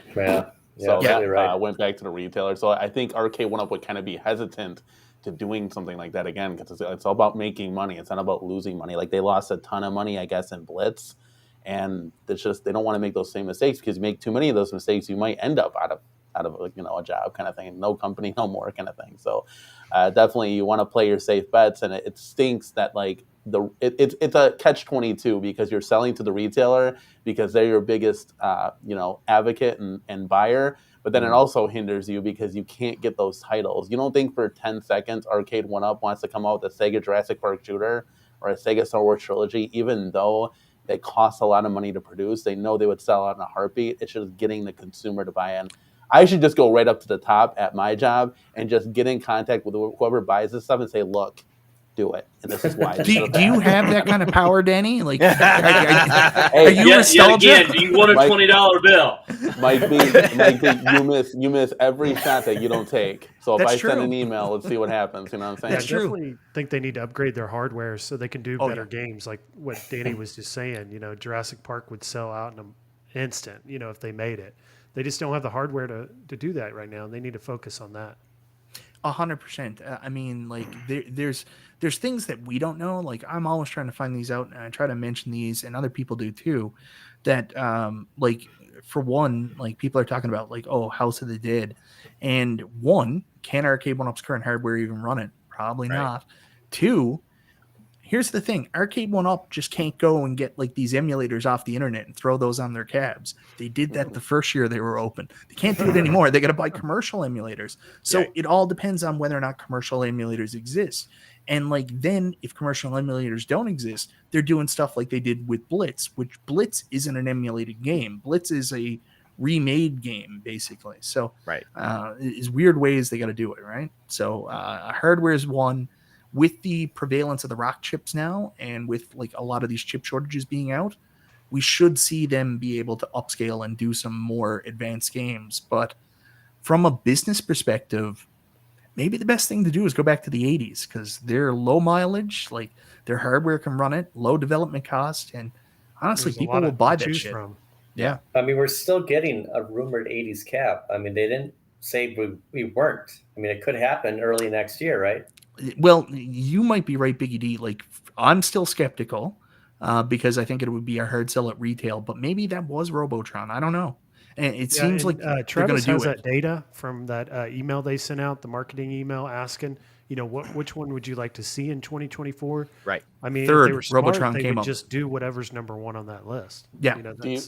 Mike B, do you know the results of that? Are you able to share that? The only thing I was told is Robotron did really well. They were surprised at the response Robotron specifically do. And I laughed and I was like, guys, I've been campaigning for like 2 years. Hey guys, just out of curiosity, what did everyone vote? Bill, I'll start with you. What did you vote? I don't remember. Okay, that's fair. I don't remember. I got probably Robotron because I would love to see that. And then Mike B, I mean Robotron. You don't need to ask. Yeah, I got Robotron. You guys really all voted Robotron? That's insane. So, yeah. I put Sega Star Wars trilogy, man. Phil, what did you vote? I didn't vote. Oh, okay. All right, then. You couldn't pick one. Guys, if you're ever at a bar and Stock Jock comes up to you and he's like, "Hey, why don't we play Robotron for money?" Don't take him up on it. He's really, really good. Was this the one you had, Mike? On your was it one of your questions? What? Because I think I picked Smash TV. Was Smash an option? Yeah. Yes. Well, you could pick whatever you wanted. Yeah. It was fill in the blank. It was Smash. You know, the artwork on Smash. It's the Running Man, So Smash might be the right choice there. The Hurt wants what the Hurt wants. Obviously, I want the Robotron art. It's one of the most iconic and important arcade cabinets of all time, in my opinion. But it probably does make more sense for it to be Smash because it's also going to be a 2-player game. So it's a lot like Burgertime, where your Burgertime stick should be dead center, right? Right. Like, can you imagine buying a Pac-Man where the stick's over on the left side? Yeah. Pac-Man's got to have the stick center too. So Robotron, you really want your twin sticks in the center, but it's not going to be like that because it's also going to have Smash TV, probably Total Carnage. So maybe it should be Smash TV because the art would make more sense on it with the two. Aren't you excited to play Total Carnage though? I mean, we're kind of like such a good looking that's cabinet. A fun game. They have to do both. I threw this out there to like Travis. I said, what if they did the Deluxe in Smash TV and then they reskinned it a year later and did Robotron in the XL? I think that would satisfy both parties. I think that might be a good idea. Even though the sticks, I get that. I said XL they first. could look. They could even go so far as to do a one of those retailer onlys. Go to Shop Hippo and do a Robotron do like Shop a Hippo Robotron version. Yeah. Why not? 100%. Big, you had a good thing. They've never made an XL first. You told me that. Mm-hmm. Yeah, they they've always start with the XL for once. Never will. What happens? No, they never will. Yeah. No. It'll, They're a 3/4 scale company. Everything will come out in 3/4 scale first. Anyways, and he said how it does is then they'll give us an XL if it does good. Yeah, it has to like prove itself. Like Pac-Man, obviously is their best seller, so they're going to do XL. Street Fighter, Mortal Kombat are probably next for XL. Well, if you guys have any business training, let's call a spade here. Pac-Man's their cash cow. Like, we need money quick. Let's put a Pac-Man out. Right. Yeah. So I do want to go back, Bill, and like I do want to take some of the heat off Cyrus because like he's a good dude, but like we have to understand some things are out of his control. But the question is there any value to asking questions if we can't get answers? And that's what we have to figure out if we're going to continue to do one update and how we do it. How do we get more value for the community? Because if not, there's no point in doing this. I'm not getting paid to do it. I'm doing it because I think that we can do things better. But if we're not adding any value, maybe it was on Bill's comments from that video, but some person said they need to do pre-recorded and make like the production value much higher. I've said that before, especially when it comes to their product launches. Like I really like what Pinball FX does. I like the pinball show with Vince and Akos. I like the Pinball Bites, they call it now. I like the pinball show they were doing before. I think Arcade1Up would probably be better suited if they did a lot of their stuff in-house, not live stream, and put it out there. But if they're going to do live stream, I mean, it is what it is. I think there's some value to it. Like when they come out with a new product, like say in January when they announced Qbert XL, which is coming out. Oh shit! I shouldn't have said that. But say they announce a new product. I like the idea that there's an interactive segment where people can ask questions right away about it, where you can get information. And with Arcade1Up Update, I've always said this because I used to review them myself. I don't think it's something that needs to happen every month. I think maybe it might be better if it was responsive. Like if there is community issues, let's come out and talk about it and give people the answers and be outward about it. Or what Travis did. What Travis did on the last show made sense. Yes. If the show's called Arcade1Up Update, if there's updates to the cabs, come out and publicly talk about them. Mm-hmm. So like the Killer Instinct spectate mode, great announcement. That was excellent. That should have been done. All that stuff was valuable. But I think the Q&A, unfortunately, where you're not getting any answers, probably didn't add any value. So, Bill, I 100% agree with you. Usually when I see these videos and they're just like waste of time, I'm like, oh, God, I don't need to be negative today. I'm going to watch this. I don't watch shit like that, right? I heard you guys talking last night. Well, I didn't do it to be... I know. I didn't do it to be negative. It was honest criticism because I do want to see them obviously get better. And I agree with you totally. Do them when you have some real things to talk about. And again, I kind of said this in the video, but it does almost become a damned if you do, damned if you don't. If you don't take questions, then you're not listening to the community. But if you do and you don't answer them, what's the point? So, got to figure that out. So, Fago Thug, people are going to debate this all the time. Oh, boy. No, I'm not getting anything from it. In fact, it's been quite the taxing process on me because I've been harassed nonstop online by certain people about doing it, assuming I'm now an employee and stuff. No, I'm not. I got the Pac-Man cabinet back there for review. You can debate whether or not that is payment or something like that if you get cabs for review. But lots of people get cabs for review for lots of different products. So if you say, I'm getting paid for getting a review cab, draw a straight line across the sand that every single person that ever got a review cab is now an employee of that company. So that's what I'll say to you. No, I'm not getting paid. I don't have a contract. If I don't want to do it anymore, I won't. It's that simple. But I remember hearing you guys talk last night on Super Game Room Dudes about the Jersey Jacks, Elton John promotion video that they put out and how good a quality it was. And I felt exactly like P-Dubs did when I saw it. So when hearing him talking about it last night, I was like totally connected with that because I felt the same way.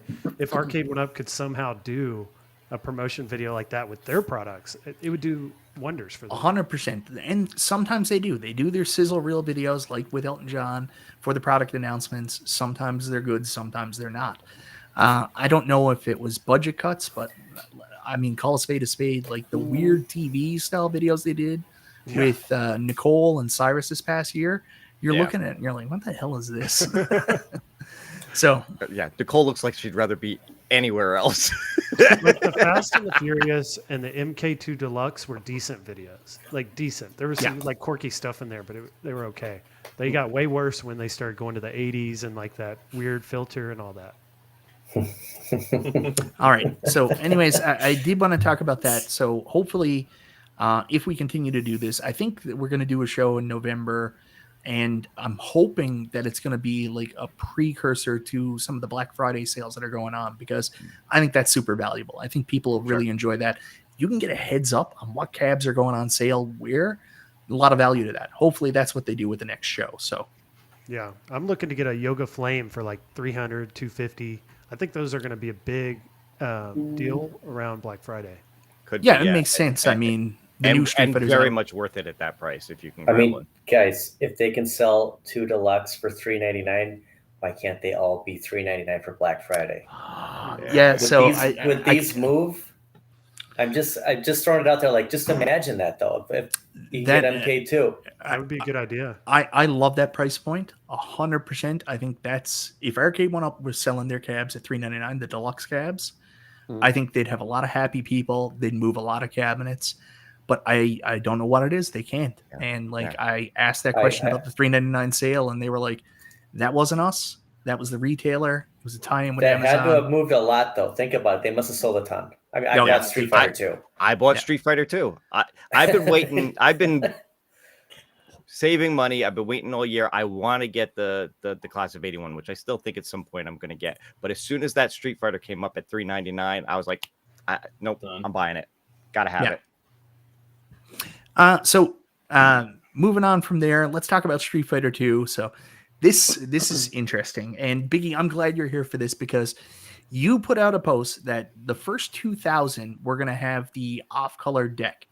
Mm-hmm. And I was like, where is he getting this information? Where's this coming from? Because I even asked Cyrus, I was like, is this happening and stuff like that? I won't ask you to ask your source, but we were like, where is this coming from and stuff like that? So they did come out and they are discolored, but it's minuscule. There's nothing to it, but they're all going to look like that now. So just give me your take on that and what you think of the deck. And we'll ask Phil about it because Phil's here and he's got one. Did anybody else you got one as well, Cornercade, and Bill, you got one. Do you have yours built now, Bill? Yes. So you've saw it in person. It's off color, but it's not what it was. I didn't even notice it, guys. I can't even put it on video, to be honest with you. I really can't even tell. That is, whenever I got the information, that was a month ago. Yeah. And I think that information had changed, and I didn't get, that updated info. Update from them. So, I was way off on it. And I never actually specifically said how bad the discoloration was. So actually what I gave was factual because it is discolored. And I think there is a better version out there. I've seen some that look almost perfect. Yeah. And then there's some that is off quite a bit to the eye, if you were to really look. And so everything was factual. It was just overblown and it was exaggerated because, it didn't end up happening that way, the way I made it sound. And that was just because I had old information on that. But it was factual. All right. So we're going to hang on. Can I just say something? Yeah, sure. Thank you. I'm glad you put that one up there. So Fago, I'm going to say this. I have never gotten a review cabinet specifically from Arcade1Up, but I've gotten several from New Wave Toys. Do I work for them? No. So anybody here in the chat right now that's ever got a review product or has one coming, raise your hand. Danny. There you go. So, there you go. Guys, and I'll just speak upon it as a newer content creator scene. I want all the product. I want to do all the reviews because it helps. I don't care. Like, I don't care. I want apparel. Give it all to me. I actually reached out to New Wave Toys, never got an email back. I'm trying to grow our brand. How would I, putting on a resume, worked with New Wave Toys, AtGames, Arcade1Up. I mean, that's beautiful. Like, why wouldn't you want that? That means you've made it as a content creator. It's nothing wrong with their opinions. Here's the crazy thing. Everybody's entitled to their opinion. If someone gets something as a product for review, they can choose whether or not they want to listen to that person and their opinion. That's fine. That's what they're entitled to. All we as YouTubers have to do is say, got this product for free for review. And then they've got to make their choice on whether or not they believe what we say. They're adults. No one's fooling anybody here. The problem is if we don't say it. That's what I don't like, because it's the simplest thing in the world. You just say, I got this product for review, and then you're good.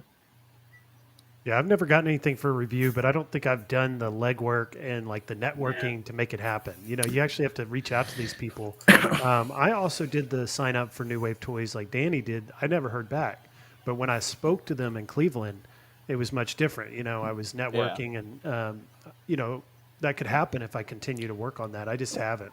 It's not just networking. I will tell you that, because there's a misconception out there that, like right now, Travis right now is overseeing that process for Arcade1Up. So Travis is the person that's helping Arcade1Up say, this YouTuber will be good for this YouTuber will be good for that. And I think New Wave Toys have a better process, to be honest, where New Wave Toys is like, sign up to our website and we'll consider adding you to our list of people we send stuff to. So I would rather see that. But there's a concept like, you got to be friends with Travis now. No, I can tell you, PD7, how much work did you do to get your review unit? I bought about 25 Arcade No, not what you bought. Not what you bought. But did you have to contact anybody and ask for anything? No. What happened? I was contacted, and it was a yes or no. Yeah, this is it. Yeah, nothing else. Yeah. That's usually how this stuff goes. Like, now there are some people that like do reach out to companies and say like, hey, my name's Nostalgia. I got like 40,000 subscribers. Will you send me free stuff? There's guys like that. Yeah. So I just want to clear that up. Yeah. And it's funny sometimes how it works. I will tell you, I'm on the list for Andstream Arcade. And I had reached, they have similar to New Wave Toys. They have a list you can sign up for and they'll consider. And I had done that a while back and never heard back. Then I did a video when Andstream Arcade went to Xbox and it got 10,000 views. Next thing I know, hey, we'd like to add you to our list. So you'd be surprised. Anyways, moving on from that process, because it doesn't matter. Some people are just gonna be like, doesn't matter, you're shit for getting review products. That's fine. That's your opinion, man. Enjoy your life. So let's continue. So with the Street Fighter PD7, you got it. And Biggie, I think you're right. Like, I think your information was right. It's still discolored. I just don't think it was as bad as it was. And I don't want to throw you under the bus about it. But other people in the community took what you said and went wild with it and been like, all the decks are yellow as hell. Arcade1Up screws up again. Yeah, and I guess that's one different aspect about my channel is like, I'm not going to hold back. If I have a gut feeling on something or if I have information, I'm going to give it. And I think I'm a source for that. People will come and watch for that reason. So there is something to be said about not having review units and just speaking your mind and telling what you think, because people will look for that and they'll listen, they'll engage. So it's been good. I'm going to continue to do it. And like I went out on a limb with the MK. I was the only one who made a video on it. And that's because we didn't want to spoil the surprise. Yeah. And I was talking to P-Dubs and he was like, what's going on with this? And I was like, yeah, he's right. They're going to announce Spectate on Friday. Yeah. And, a lot of people won't want to do that because they're like, well, what if Travis changes his mind and he delays it? Makes me look bad. Well, I'm still going to do that stuff, even if I know that could happen. So I want to ask you this. Like, so P-Dubs told me this. P-Dubs said Travis won't come on your show. And I was like, what? Travis won't come on his show. Yeah, I Have contacted you ever him twice. No response. How did you contact him? Because Facebook, because you told me to message him on Facebook. And I did. told you? Yeah, you told me to do that. Yeah. Yeah, he said he never got a message from you. So anyways, I might rectify that and see what I can do about that. But there was another comment you said, like he wasn't going to announce it on Friday because you were like, I could see that he didn't really want to do it. Yeah, I was trying to actually delay it. I was annoyed because everybody was in the chat and everybody was saying just announce MK and end the show. And I was like, I'm gonna screw with them. I'm gonna try to make it look like we're ending the show and not announcing MK. And then Travis just announced it, and I was like, you son of a bitch! You're not letting me have my fun. Yeah, they really needed that news out there. You know, it's like they could delay it, but you know, should they? I mean, it would have just. They need some excitement right now, especially going into the holiday season and Black Friday right around the corner. We want to know that they're working on stuff. Yeah, that's a good way to sell Mortal Kombat cabs right now. Mm-hmm. Yeah, big time. If they did an XL, what skin would you just for fun? What's MK2? I want MK1. Johnny Cage on the side. Ultimate. You're never going to get that. That would be cool. That's just not going to happen. You asked. I didn't say what was the possibility. That's what I want. Real quick, I don't want to get off topic, but I saw that Mike Hawkhurst put in the chat a little bit ago. What'd you say? Can you say that name again? Mike Hawkhurst. Just really slowly. Mike Hawkhurst. He put in the chat that he didn't get his Arcade1Up t-shirt. Mike, if you want to email thecornercade@gmail.com, I'm going to forward your information to Travis. You just hit me up. We're going to get you that t-shirt. I don't want you to feel like you were SOL on that. So we'll I get that think t-shirt Steps for you. Gaming was saying she didn't get her t-shirt either. Yeah, Steps is a bit of a different situation because that was a John D giveaway. And now John D doesn't work there anymore. But Danny, do you want to reach out to Travis about that too? He likes you more than me. So you reach out to him and see if you can get Steps. Hey, just throwing it out there. Travis is like one of my best friends. Our kids call him Papa, for crying out loud. Like, I know a lot of people are saying like, oh, he's always on your show. Yeah, he's like a co-host of our show, our Chillin' Chat. He's been like 8 of 13 episodes. So yeah. You want to know what? You want to know what's funny? I was talking to Travis earlier, and he was like, "What is this stuff about Biggie D saying I didn't want to go on a show?" He was like, "I'm going to tell you the truth. He may have asked me before." And I accidentally went on Cornercade show because I didn't know that Cornercade wasn't Biggie D. I got the two confused.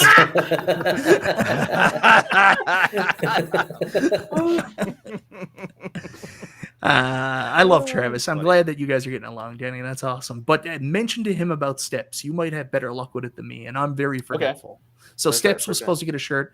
I think she won that either on P-Dub's stream or Super Game Room Dude's stream.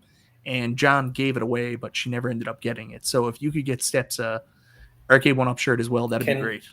Can we all get Arcade1Up shirts? Yeah. Hey, no, yeah, right? I've been trying for years. Speaking of shirts, so stingy. Speaking of shirts, our guy in the community, Ezekiel the Retro Ranger, is making my wife and I some Arcade1Up gear that you guys have, and I was literally going bananas. Like, yes, we're gonna get all that stuff. I am like, the smile won't get off my face, and I'm gonna wear it every stream. I don't care how bad it smells. I love it. Why wouldn't you wash it? You can wash clothes. Yeah, no, I don't care. I'm gonna sleep with it on there. Hey, I'm gonna have the hat backwards finally. I think you make it when you put the hat backwards. It's like a sports superstition. You can't watch them, or the stream will just die. Exactly. we won't get Smash TV or Robotron coming out. So, very quickly, I just go back to BED. I applaud you for doing that. Always speak your mind. A lot of us do, and that's the thing. It's cool to give constructive feedback. That's what we all try to do.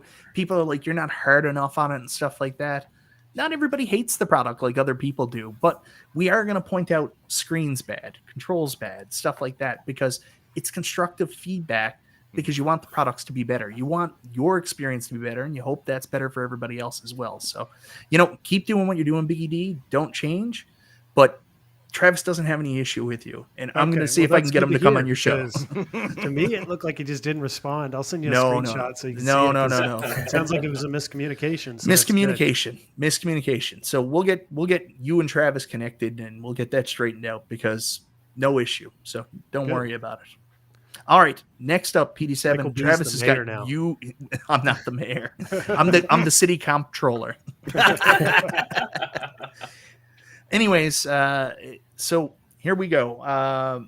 moving on from there, we talked about the Street Fighter deck. We talked about the Casino Arcade. Is there anything else going on with Arcade1Up? I talked about the Arcade1 update. Next year, one thing I can say is they said they have a massive line of products coming out next year. So they didn't say what it was, but we're talking like much bigger than what 2023 was, much bigger than what 2022 was. I mean, so, if you look at 2023, guys, I mean, we got 11 Deluxe this year. Think about that for a second. Yeah. That is crazy. It doesn't seem like that much because we've already had these cabs before in different forms. I know, but it is a lot. They're getting closer to, look at behind Mike. I mean, they look like real arcades behind you.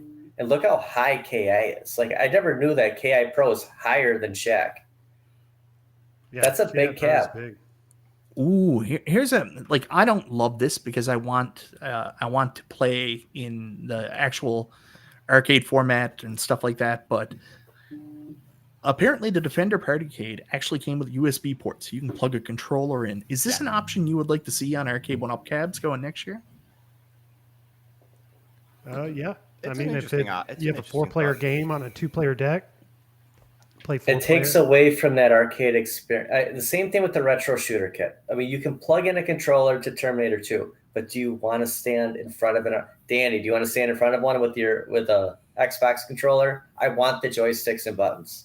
Me too. Yeah. But there's nothing wrong with options. I have no problem with them including it for the people who want that, right? Yeah, don't raise the price of it. It's a USB port. Either you plug something into it or you don't. But like you said, options. Yeah, options are talking options. Too, where's our HDMI out? Yeah, and that's the other big one too. HDMI out from these cabs is something that I think we're at the point, especially where, we're getting spectate mode on MK. We're getting spectate mode, Marvel versus Capcom 2, the Capcom cabs.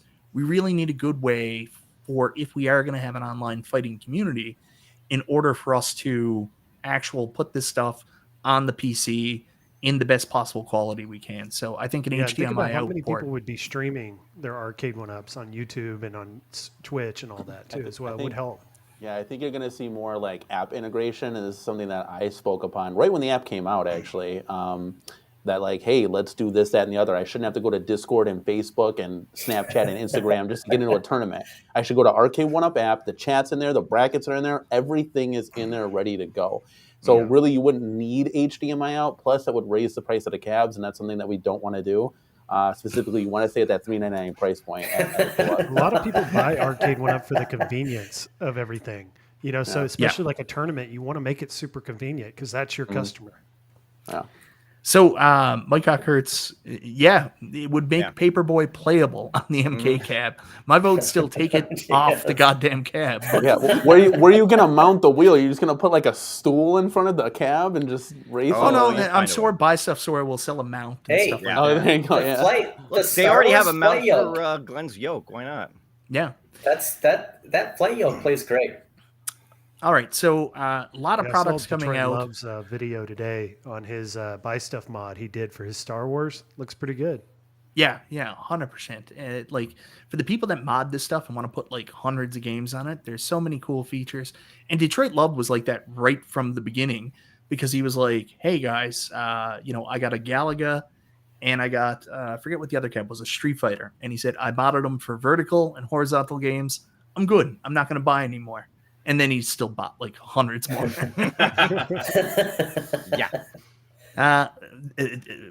Where was it? Fago had a good comment here earlier. I'm trying to see it. We're talking multiple iterations of Pac-Man. That might be true.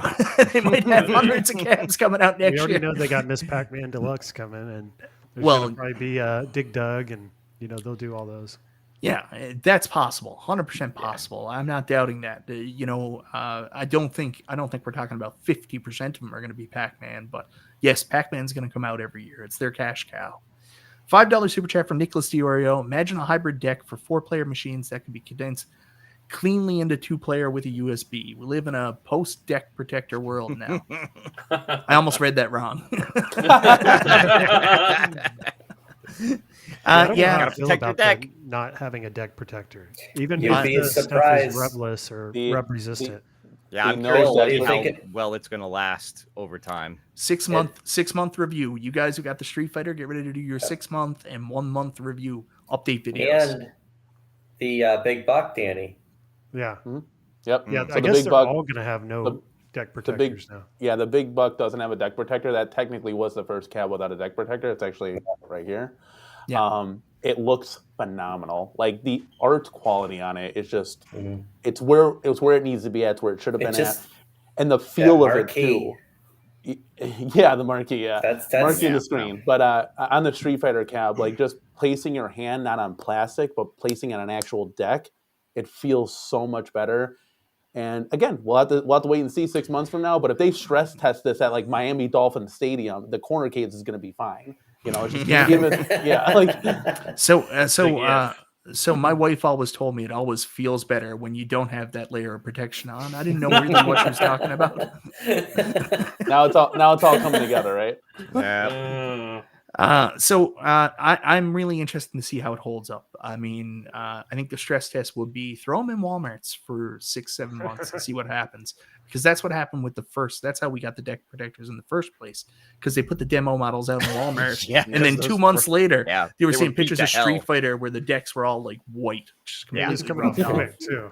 Yeah. Oh, it was just flying off. I actually still have downstairs, because I'm a bit of a hoarder, I've got a bunch of the covers they sent out with the deck protectors. So, like, I got a Centipede cardboard cover that was supposed to go under the deck protector, Street Fighter, a couple other ones too. It's so weird to look back on that now. Do you guys have any of your Gen 1s, Gen 2s still? I still have my Final Fight, and I played it today, actually. Love Final Fight. I wish I still had it. Nerd Lounge Master, you got any of the older cabs? Mm-hmm. What ones you got? Still have the Final Fight, which I still need the PCB for. Street Fighter. Still have the Street Fighter Gen 1. The original. Yeah. Wow. With the wonky sound. Where the wonky sound, One speaker on the game deck. Yeah. Have a Centipede. And even though the roller doesn't work very well, I still have that as well. So get Glenn's trackball. Like, you won't regret it. Get Glenn's trackball for the Centipede. And what do you think of Blitz, Todd? I never followed up with you after Cleveland about this. Still haven't built it. Wow. I mean, you guys want to come over and help me build Blitz, because I mean that's where we're at, right? I was disappointed how small that is. I finally got a chance to play it because our company at work bought one for the break room, and it's tiny. Especially with the 4-player game deck, it just makes it look smaller.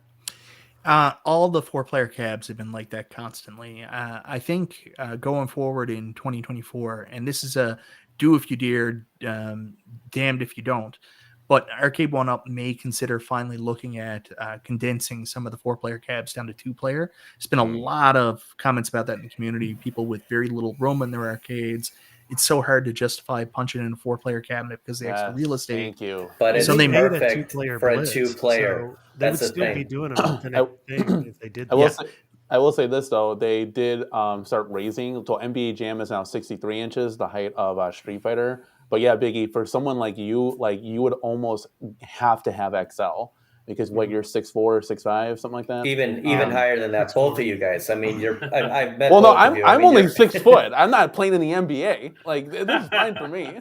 A good height for me is like the ALU on a 5-inch buy stuff riser with 3-inch furniture risers under that. That's the perfect size for me. So every time you buy a cab, you almost got to buy like all the accessories to it. So like the price starts to add up. That's just insane. Risers and everything. Yeah, I'm hoping they do more XLs, less deluxe, and I think that's the way forward.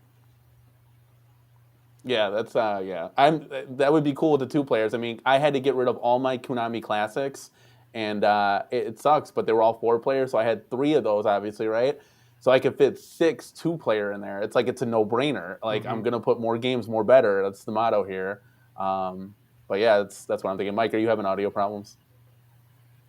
Uh-oh. Yeah, there you go. I knew something went with Mike, but yeah, they definitely need to consider doing those 2-player game decks. I see a lot of people out there upgrading theirs from the 4-player to the 2-player, and then when you see that happening, you know it looks cool. It's like, yeah, that's fine, opportunity. because then you can put them in rows, smash them together. They just look goofy when you got 2 4-players next to each other. There's so much space in between. It's like, what a wasted opportunity. You could have fit an arcade in there, you know. So Yeah. So it's tough. one last thing I do want to talk about, because we're going really long. I didn't intend it to go this long, but I you guys know me. I can't shut up. I keep going, so I can't help myself, and it's fun to talk about this stupid stuff. But Paul Minderman, he's got some interesting thoughts recently. Paul, is it Minderman or is it Minduman? I always keep calling him Minderman, but you're right. It is. No it's Minderman. Yep. Minderman. He pronounced it to me. He like spelled it out. I'm like, yes, that's it. It's Minda. Like duh. Yeah. Min. So I know Paul No is no R. Sorry, Paul. Sorry, Paul. No R, like Super Game Room dudes. No nostalgia. So I was thinking about Nostalgia today. I was like, man, he's got a ton of subscribers, and like he never puts out videos, but he did finally put one out. I saw. Yeah, so YouTube's weird. There's different ways to grow your channel, and Nostalgia does a lot of what's called evergreen content, right? So Nostalgia makes these videos on how to mod the PlayStation Classic, and like honestly, those videos are just like constantly getting views, constantly getting subscribers, because people are like, I want to mod my PlayStation Classic. So as much as Nostalgia doesn't make videos, he made a pile of videos that are super useful tutorial type videos that people are always going to come back to. Yeah. Will they make a 720 cab? So this was on the list for last year. I know John D was pushing for this pretty hard. Like John D really championed for a 720. I don't know if they should make a 720. It's a very because odd design. Yeah, it is. It's a weird design. It is cool AF, but like what else goes on it? I don't know if 720 is like such a hot idea. Thank you for the super chat. Don't mean to crush dreams there, but anyways, cabinets that fit into the home, I think, are good sellers. You know, like the new Street Fighter with the black. It doesn't look that great to some people, but it actually fits in really good in the home. I love that cab. I'm going to be honest with you. We're not getting it here in Canada, and it looks so badass. Yeah, I like you just did a review, PD7. Tell us about it. I think it's their best cab yet for the Street Fighter 2, and I have 3 of them. And we all know the game. We all know the games list. It's the same 14 we got with Yoga and Shinku, but that control. When I put that piece together, I mean, Bill, Danny, when you did that, I mean, and you saw that angle on there, it's just like this is the best controller yet. Oh yeah, it does feel really nice. Yeah, I will say this. When we did our live unboxing and obviously review of it, I think everything is beautiful on it. I think we're at the point now, especially at that price point, if we could get it to $399, I think if we could just upgrade the buttons and the sticks, Arcade1Up is there. Like, the complaints are done. Like, that's just my opinion for the Deluxe line. But you could do that. You could do that yourself. We could change all the buttons. No, you shouldn't have to do any of that. I shouldn't have to buy. Give us the cabinet. No. $399 and we're fine. I shouldn't have to. No. I should not. Okay, it'd be like going to the dealership, getting your brand new 2024 car. Oh, you just got to upgrade the steering wheel and put actual tires on it. It's like, no, I shouldn't have to do that. I'm paying everything for this. I agree what with I that. get. Like Stern, you have the premium and the pro. They need to do that. Yeah. Well, that's the idea behind, I don't want to use the word peasant, but the classic, they're calling them. So the Walmart editions that don't have the lit up marquee, that don't have the riser. So the idea is to have different price points. So 19K Fox is pretty on the money with what they're doing here. So they do the classic Walmart version, which is your $299, a little bit above that. Which is the RGT85 version, I call them. No riser, no light up marquee. And then you move on to your deluxe models, which I wish were $399. I mean, that's my favorite price point for it. I think there wouldn't be half as much venom and negativity in the community if they could get it down to that price point. But they're going to be $499 and up, depending on what features are there. And then you get your XL cabs, which I hope they stick around $599 because that's a really good price point for that. Yeah. Considering last year was $699. It's a deluxe, and it's $750. I don't know. But that wasn't Arcade1Up didn't want that price to be that way. Shop Hippo said we're gonna price it at this, and that's the bottom line because Stone Cold said Walmart is selling it for $749 too, and then you throw in the sales tax. There's no tax. Oh, this was the other one. So in Canada, like when someone sells through Walmart and they're a third-party seller or a different company, we see it. Do you guys see that in the US?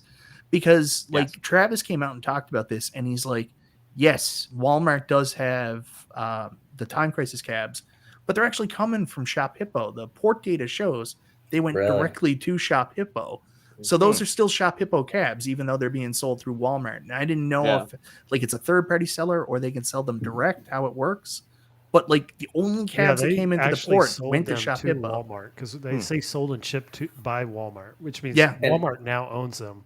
They're selling. And here's the thing: is you can get it faster at Walmart. Walmart. Like this is the problem with pre-ordering. It happens every release. Yeah, so I'm never pre-ordering again, guys. Like you don't have to do this. Paul Mindeman, you Hearing can, it from the man himself. He you buys can highlight them that all. comment. He's never pre-ordered. Very quickly before we go on to the XL cabs, 720 Eric says Cyrus confirmed yes on 720, and I'm going to call bullshit on that because I've never seen Cyrus confirm anything. Yeah, honestly, like he hasn't even confirmed Pac-Man. Cyrus, will you do a Pac-Man next year? Well, you know, Pac-Man is the king of the arcades, and Arcade1Up. Yep. All right. Anyways, Paul's 2 points. The XL cabs. Paul thinks just ditch everything else and go XL going forward. I love the XL and cabs. The Classic have just those two. Just those two? That's what you think? Yeah. You got to have the Classic still, because the Walmart, having it on the shelf there where people can walk up to it. It's huge. And at that price point, you're going to get people buy that, and then they're going to go buy the bigger stuff later. Yeah. You give people choices. Like, not all of us want an XL. Like, you can get different sizes. They're making this for everybody. Yeah. What about you, Nerd Lounge Master? What do you think? I just don't see myself getting an XL, even though they're coming out with some really great. I just don't have the room. I have to, think about every purchase that I make now, and 3/4 is what I like. And I do like having the riser because it's easy to move. But see, I've always been a fan of the riser, and I know not everybody has been a fan of the riser, but I love the riser. So I just want to be clear. Paul's not saying get rid of everything else, and I misquoted him there. He's just saying the Deluxe. He wants the Deluxe gone. So 2 models, XL and Peasant. Mm-hmm. Yeah, that should be the way forward. And then also what they need to be doing as well is offering the digital downloads where we can expand our already purchased arcades, get more games on them. And I heard that John D wanted that, and he was pushing for it. And I don't know if that's going to happen now. I think I asked Cyrus this, and I don't know if we answered it on the show or not, but the answer I kind of got was if they ever did do a la carte, where you could add games, it would be very specific to the cabinet. The controls would have to make sense, and it would have to be the same licensor. You wouldn't be able to put a Capcom game on an Namco cab or anything like that. A Marvel versus Capcom, maybe get Street Fighter for that one, or the opposite. Well, see, this is where licensing gets difficult. This is where it's hard because I don't know if that's even possible because, say, for example, you buy a Turtles cab. Nickelodeon don't want anything else on that cabinet that's not Ninja Turtles. So I don't know how they work around that shit. Because I asked that before. They could probably do it, but it wouldn't be what you guys wanted to. So what's the point at the end of the day? Is doing we could just get a multi-cade for that reason. Exactly. Well, AtGames is a different product. They're a straight multi-cade, right? Where everything is a la carte. That's their model. So with AtGames, part of the license is actually the look of the cab. That is part of the license. With Arcade1Up, you mean? With Arcade1Up, yes. Did I say AtGames? I meant AtGames. You said AtGames. It's okay, though. I meant it must be Arcade1Up. possible though, because you heard John D speaking about it when he was still there. So it must be possible. Or just get Terminator 2, Possible-ish. get the Buy Stuff mod, and get all those games on T2, and then just buy whatever cabinets you want. So going back to XL cabs, deck as well, and that new Viper board. Has anybody? I saw it at the convention, but I never really got a chance to play it yet. That's not out yet in people's hands, is it? The deck should be out pretty soon. Production, it still hasn't shipped, but it is any day now, I think. And but that just sits loose, doesn't it? That doesn't go into anything. The Viper board? Yeah. What's the one that was at the Cleveland arcade? Okay, so that one goes in the what's the one that was in Cleveland that you could turn the top of it? Oh, that's the Akari Warrior controller. That's a separately self-contained thing. Now, right. As far as the control decks that are for the arcade, I watched a little bit of Glenn's show last night, and he did mention that they've actually shipped from China. So they're on their way here. He says in a couple of weeks, they should have them to be able to ship out to the people who've already pre-ordered them. So he's figuring early to mid-November, people should get the control decks. As far as his Viper board, he's still working on a few things. He's had some people testing it. They've had some concerns about it that he's trying to address. So that may take a little while to come out. Maybe by the end of the year, maybe early next year, worst case scenario. And then his game deck will work with the mystery encoder board, the USB enabler, right? I believe so, yes. Yeah, so you could use that for now. But the Viper's only for your Space Invader and mine, right? Like it's only gold. Well, no, you could put it. I think you could probably use it in the original. Is the Viper going to work on the gold? But Yeah, yes, that's the question. Like that's our only option. Yes, right? the Viper, because the mystery encoder does not work with the gold. So the Couldn't get Viper it working. Right. specifically. Do you need Glenn's deck to use the Viper? That I don't know. To use it? No, I don't think I you don't do. think so. No, it's just like any other Raspberry Pi or single board. On the thing about- arcade, I mean. Yeah, no, the thing about his deck is that he's going to have like a button built into it that lets you switch back and forth between the Viper and that's built-in iArcade, so you can keep what you have. Now, if you want to gut your iArcade and put the Viper in it and just do that, that's certainly could. exactly the question I'm asking. Yeah. Because like that was one of the things I was like, it doesn't look like the mystery encoder board's going to get working.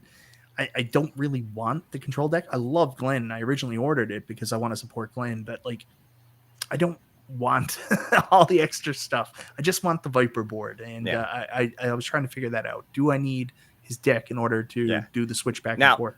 I wouldn't put it past Glenn to have some kind of a button, an aftermarket button you could buy to just stick in your iArcade to do the switch anyway. So yeah, it's always a possibility. All right. Anyways, XL cabs. So we're all saying this is the question I wanted to ask on that. Do you think Arcade1Up could ever do a tiered model like Stern? I think you mentioned it, Biggie, a couple minutes ago, where they come out with a release, track and field, and they're going to do a classic, a deluxe, and an XL, and release them all at the same time. Yeah, or are they then putting too much out there and maybe flooding the market with the same product? I don't think so, because you're getting a lot of customers upset because they're buying the Deluxe, then the XL comes and they're like, they just did that with Pac-Man Deluxe, and that upsets people. I think you're better off just releasing them all at the same time, giving everyone an option. Works for Stern, it should work for Arcade1Up. But it hurt for the KI though. That really screwed that up. It's a catch-22. Well, no, because they didn't release the Pro until after. It was like a week or two after or something like that. I know, but you knew about it. Like everyone's just like, what.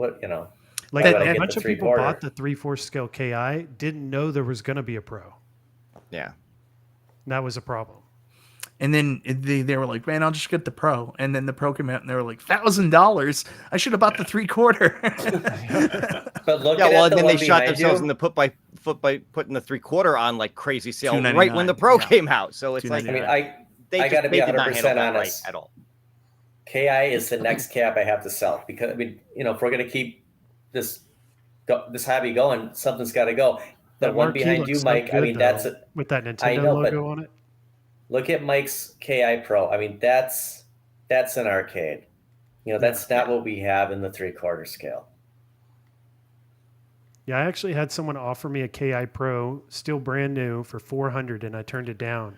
What's wrong with you? $1,100 for a $4,000. Because it wasn't $199. He's like, I'm out. $400 for a box Pro. Jesus Christ! You can't fool Biggie D. Like he could have bought it and then resold it for like $500 or something. I had a $200 Simpsons and I took it back, and I'm happy I did that because the color. I remember that, and it's 4-player.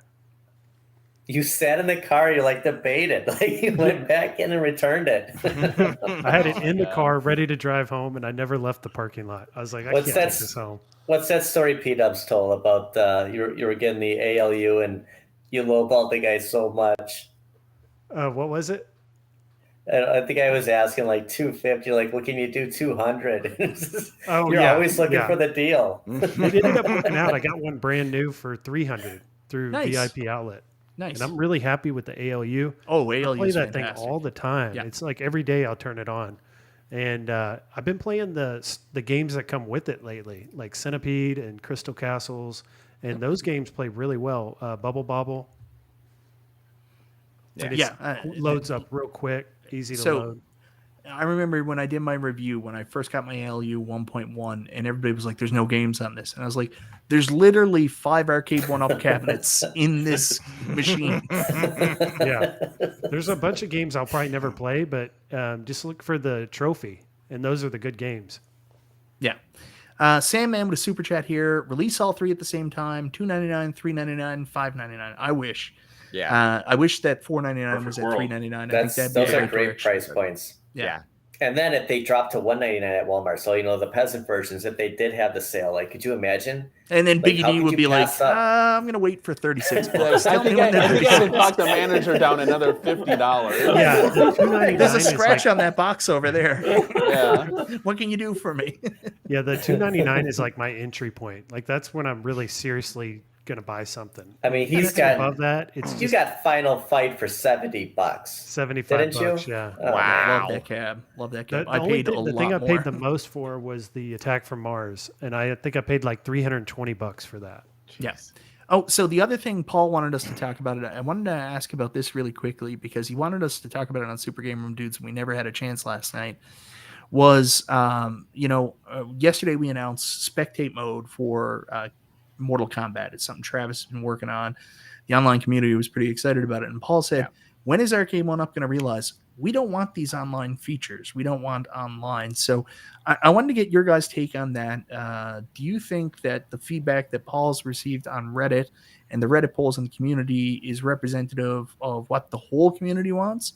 And what are your personal opinions? Start with you, Nerd Lounge Master. I'm just going to say Todd. Say that 10 times fast. So you're asking about the online features, if it should be part of every cab, or basically the feedback they they got is they don't want the online features at all. They just want games. Focus on the games and forget about all this online stuff. We don't want the tournaments, any of that stuff.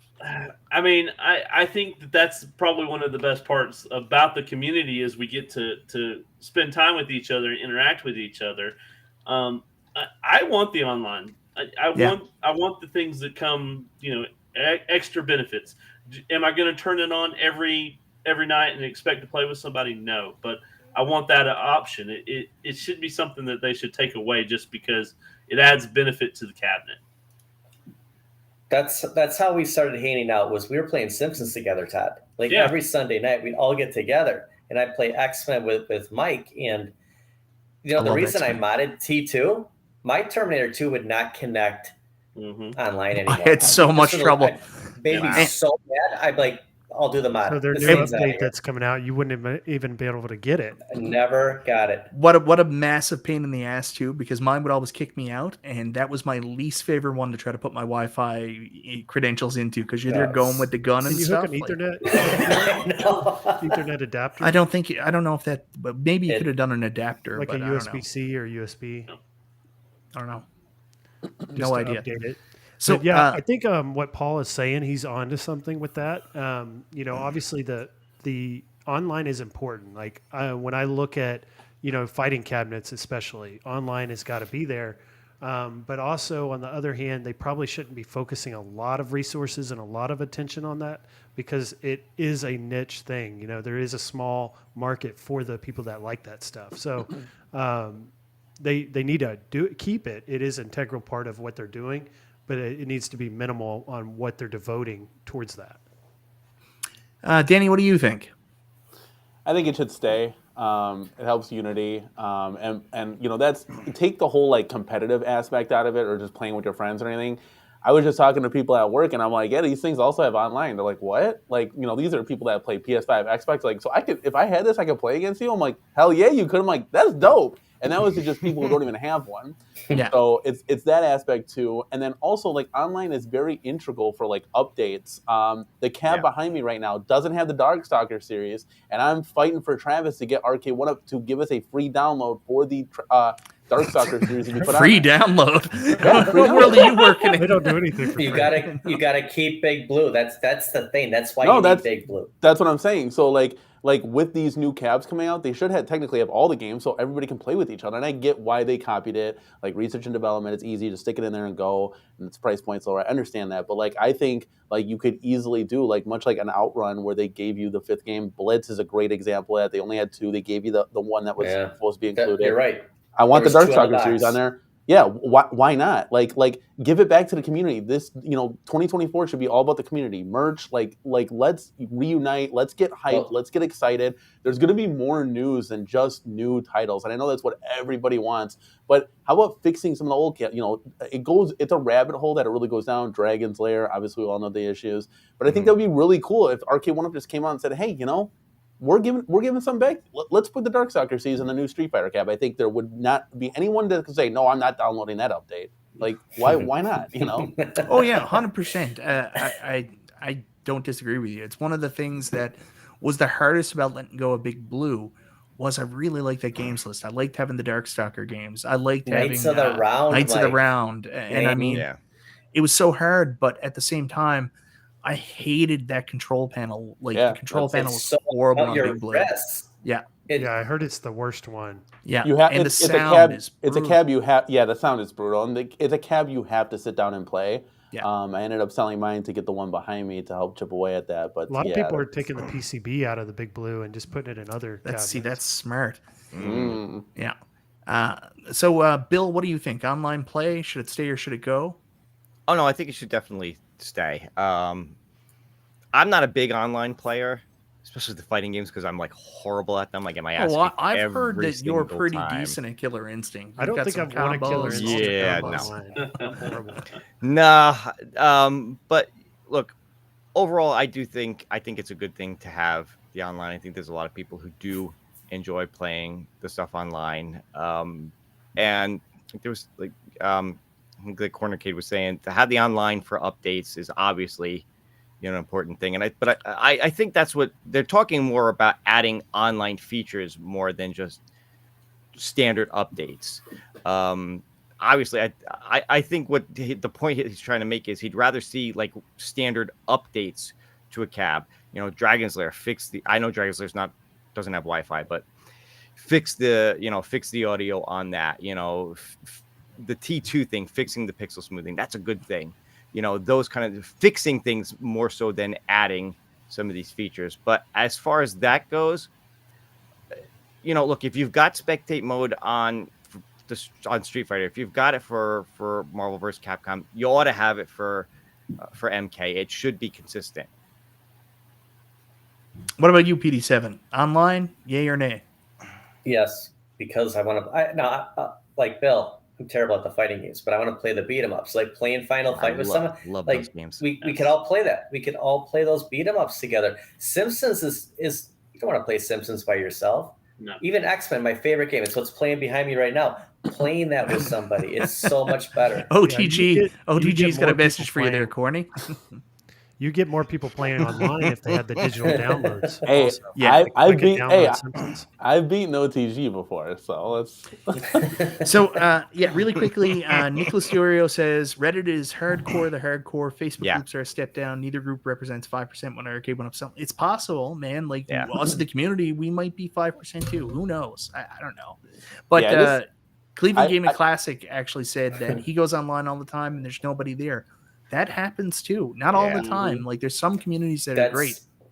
That's what Discord is for. Exactly. It's anonymous, and that's not what Discord is for. That's what the Arcade1Up app is for. I said this from the beginning. Make it work. Yeah, I want to have the app. Like I want to be sitting there on my couch and I'm friends with Biggie D, and then all of a sudden Biggie D logs into Street Fighter 2. I get a notification. My buddy Big D is playing Street Fighter 2. I'm like, God damn, I'm going to go E-Honda slap the shit out of him. That's the app updates. That's what the notifications I want to know, right? That's what Big Kong did to me at CGC. Yeah, that's what he does. The E-Honda killed me. I even picked you, Biggie. Yeah. I thought I had him. Now I know how to beat him, though. Just keep your distance. The thing with Discord, though, is we can talk to each other. Like, we can all interact, even if we're not even playing the same game. Like, That's what Arcade1Up app needs to do then. But yeah, see, Discord is not the majority. Yeah, there's so many people that do not use Discord. It's like you can't rely on platforms like that to run a tournament like they're doing now. It's just not going to reach enough people. No, the only reason you would use Discord is like PD7 is saying with Todd and whatever. You've got buddies on there who have the same cabinet, and it's a quick and easy way to reach out to each other and say, "Hey, let's play." Yeah. But that's what could be for the Arcade1Up app. You just have a 100%. That's literally the only thing the Arcade1Up app should do. Should be for exactly. Yes. Why is there even a friends list on there? You can't get notifications what goddamn game they're playing. That's what I want it to be. Anyways, it doesn't work. You message somebody on there and they don't even see your messages. I can't see everything. It's so weird. I messaged Phil when it first came out. He never responded. Because I probably didn't get it. Yeah. BD, you got a history of messaging people who don't get back to you. Anyways, $2 super chat. Every now and then we look for online play. It's true. I will tell you, when I still had my X-Men cab, and that one hurt to let go of. It's just, I was getting rid of like my big arcade. I had less space. But like, I love the fact that I would go into X-Men, and X-Men worked really well too. Simpsons was hit or miss with me. And I hate that Arcade1Up has different companies doing the emulation, doing the online for these, because they work differently. Simpsons, like I would try to play online, and then if my internet shagged up, it would just kick me out of the game. I'd be gone, game over. So I was like, it's harder to justify trying to play online. But I used to love popping into X-Men, and I'd be like, 30% of the way through. I just like playing beat 'em ups and like enjoying myself. Then all of a sudden, 2 or 3 people will hop in, and you're like, it's like the arcade, man. Like when you be playing at the arcade, and then all of a sudden 2 people would jump in. I was like, this is exactly what online should be. Who's your character? Who do you always use? Wolverine. Always Wolverine. Colossus. 100%. Like everybody uses Colossus. I like Nightcrawler. Nightcrawler's cool too. Yeah. And honestly, with the fighting games and stuff like that, I do like not necessarily going online and just playing random people, because I got like absolute shock from trying to play Marvel versus Capcom and Street Fighter against these excellent guys, because you jump on and it's just like juggling you, like beating the shit out of you. But if you can set it up just to play with your friends, like I would so enjoy it, because I had so much fun, like just having random matches against like She-Lion one night. We played Mortal Kombat. She should have kicked the shit out of me, but she didn't, because I use my poor internet for glitchiness. So she doesn't know what I'm doing. I know what I'm doing. She doesn't, because my internet's glitching out. I think it'd be cool too. I think it'd be cool to just take it like one step further. And I don't even know if this is possible, but like being able to connect like my AirPods to the cab, like having Bluetooth functionality where I can talk shit to Mike while I'm whooping his ass in KI kind of thing. That app would be cool. The app for that as well, because they tried to put a microphone port in the cab, and it ruined everything. We had speaker gate for a full year because of that microphone port. Pardon? NBA Jam, they tried it, right? Yeah. They tried a different thing with it. That was in beta. That was going to be the first cab with voice support, but in the end, they were focusing on the app. That's where the voice chat should be, more like Nintendo's. It's not running on the system's hardware there or taking up any resources. So you just have your phone out and then you're on the app. And like I've done it before. I've played online with people. Like me and P-Dubs used to play like online games on the iArcade. Nostalgia did it. And what I would do is I'd put my phone down and we'd be FaceTiming while we're playing the game to each other. So that's a good way to do it too. Yeah. So the Mortal Kombat update that's going to come early next year, is that Code Mystics that did that for them? I think so. I don't know. I don't have confirmation, but Code Mystics is the right people to do it. I mean, they're the ones who got the Killer Instinct spectate mode running. And from what I understand, they can do it with all the cabs. Any cab that comes out. I was thinking Street Fighter's probably next then. Oh, Street Fighter doesn't have spectate? It does, but it doesn't have the Code Mystics. Ah, gotcha. It's a different spectate. Mm-hmm. Yeah. Yeah, that's possible. So they'll probably end up doing that for a bunch of games. I heard they can actually implement it on any cab. Nice. Yeah, that's what I heard as well, too. Like, we could have spectate on Pac-Man. If you just want to go watch someone play Pac-Man. Go, Danny! You're doing super, buddy. You can do it. Let's go. All right, guys.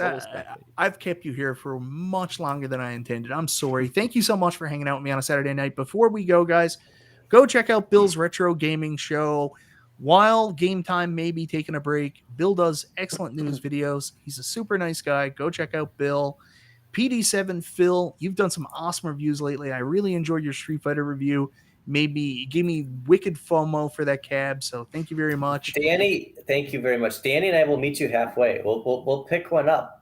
And I know you're like Canada, but we can. I'm not Canada. I'm like New Zealand, Canada. Yeah, he's like a whole week's worth up north. He's like in the North Pole. Idea, brother. Mike B's like in the North Pole. Yeah, that's 100% right, because like it's not like I just got to drive to meet you. I have to get planes, trains, and automobiles to meet you halfway. Nerd Lounge Master, PD7, you guys are both on Arcades Anonymous. You want to just tell people about your own shows and like what you got going on? You do your walk and talk. What about you, Nerd Lounge Master? This is your first time here. Give people a little bit of a breath about you. Yeah, we do Arcades Anonymous on Wednesday night at 9 p.m. Eastern. Hang out with Chaotic BPR, which has been on your show before, Multicade Matt, and G.I. Joel. I asked them. We got Multicade. G.I. Joel's shirt right here. Yeah, Joel. You got to hear the reason why Multicade Matt's not here tonight. I asked Multicade Matt, and he's like, "Sorry guys, my dungeon master wasn't available last night, so we had to move our Dungeons and Dragons night." I'm a nerd. Like I know. Yeah, that awesome sounds like dude. Matt. Awesome dude. But we do that on Wednesday nights, and thanks, Kevin. I really haven't done a lot of content outside of that. I'm just kind of busy as I can be, but hoping to do some more as I move forward. So. Awesome. Thank you very much. Then, of course, we got Danny, the Cornercade, Arcade1Up's #1 fan right now. Danny, I'm disappointed because you used to be so predictable. Like, if you had a review coming out, that'd be up on YouTube like 3 weeks early. We'd know your review was coming out. You don't give us enough notice anymore. I need a full 3 weeks notice before you're doing a video. I put the Time Crisis unboxing up there for you. I actually confused some people too. They're like, "Oh, I missed it." I'm like, "No, dude, it's like I'm and a half out." It's in the future. I'm playing 3D chess here. That's so funny. Anyways, Danny, you're awesome. Thanks for making time to come on tonight. Guys, go check out the Cornercade. Does a lot of fun stuff. Travis sleeps on his couch. Cornercade's awesome. And Biggie D, last but not least, Biggie D, you are the self-proclaimed #1 source in Arcade1Up news. Arcade That's news. what Home Arcade before news. It happens. That's before it happens. Yeah. Right. So anyways, props to Biggie D. He did have absolutely correct the announcement on Mortal Kombat Spectate. Good stuff, man. And we're going to try to get people to start responding to your messages. We got to figure out what's going on there. No, that's good to hear. I'm glad you cleared that up because, yeah, you know, who knows how long that could have gone for if we didn't know. Oh, man. Like, I was like, I told Travis, I was like, yeah, Biggie D told P-Dubs that, like, you haven't got back to him. He's like, I don't have any messages from him. So I don't know what the disconnect is, but we'll straighten that out for you, man. These community streams are really good for, you know, talking and, you know, figuring things like that out. Mm-hmm. I saw there's a lot of community streams going on right now on the for Home Arcade. I've been watching a lot of them. They're really cool. Oh yeah, literally, like there's everybody going. Like I felt bad because I asked Brad to come on tonight, and he's like, "I'm already going to be on Arcade Talk," and that's totally on me. Didn't even realize they were going live that tonight, so I apologize for scheduling the same time as Saturday. They've been doing those Saturday nights. Mm-hmm. How am I supposed to keep up with everything? There's not a TV guide for this stuff, guys. There should be. Hey, Mike B, there should be. It's nostalgia. Why not? Let's send it out. Like Rascals Arcade, he'll do one a month, like one weekend a month or 1 week a month. And there's another one I saw recently that was really good, community stream. I can't remember off the top of my head. It just happened like a couple nights ago, which really good as well. But yeah, I like this. Yeah, I like it too. And the thing I like to do is I also like to promote you guys. Watch each other, hang out together, see if you guys can do some connections. That's what we're supposed to be doing here. So thank you for coming on my show tonight. Everybody go check them out. And you guys check each other out in not in a weird way. Anyways, good night, everybody. Thanks. Thank you. Good night. See you guys. Oh man, where's my shit? You always do this, Mike. You literally We're still here. Wait, where am I? Hold on.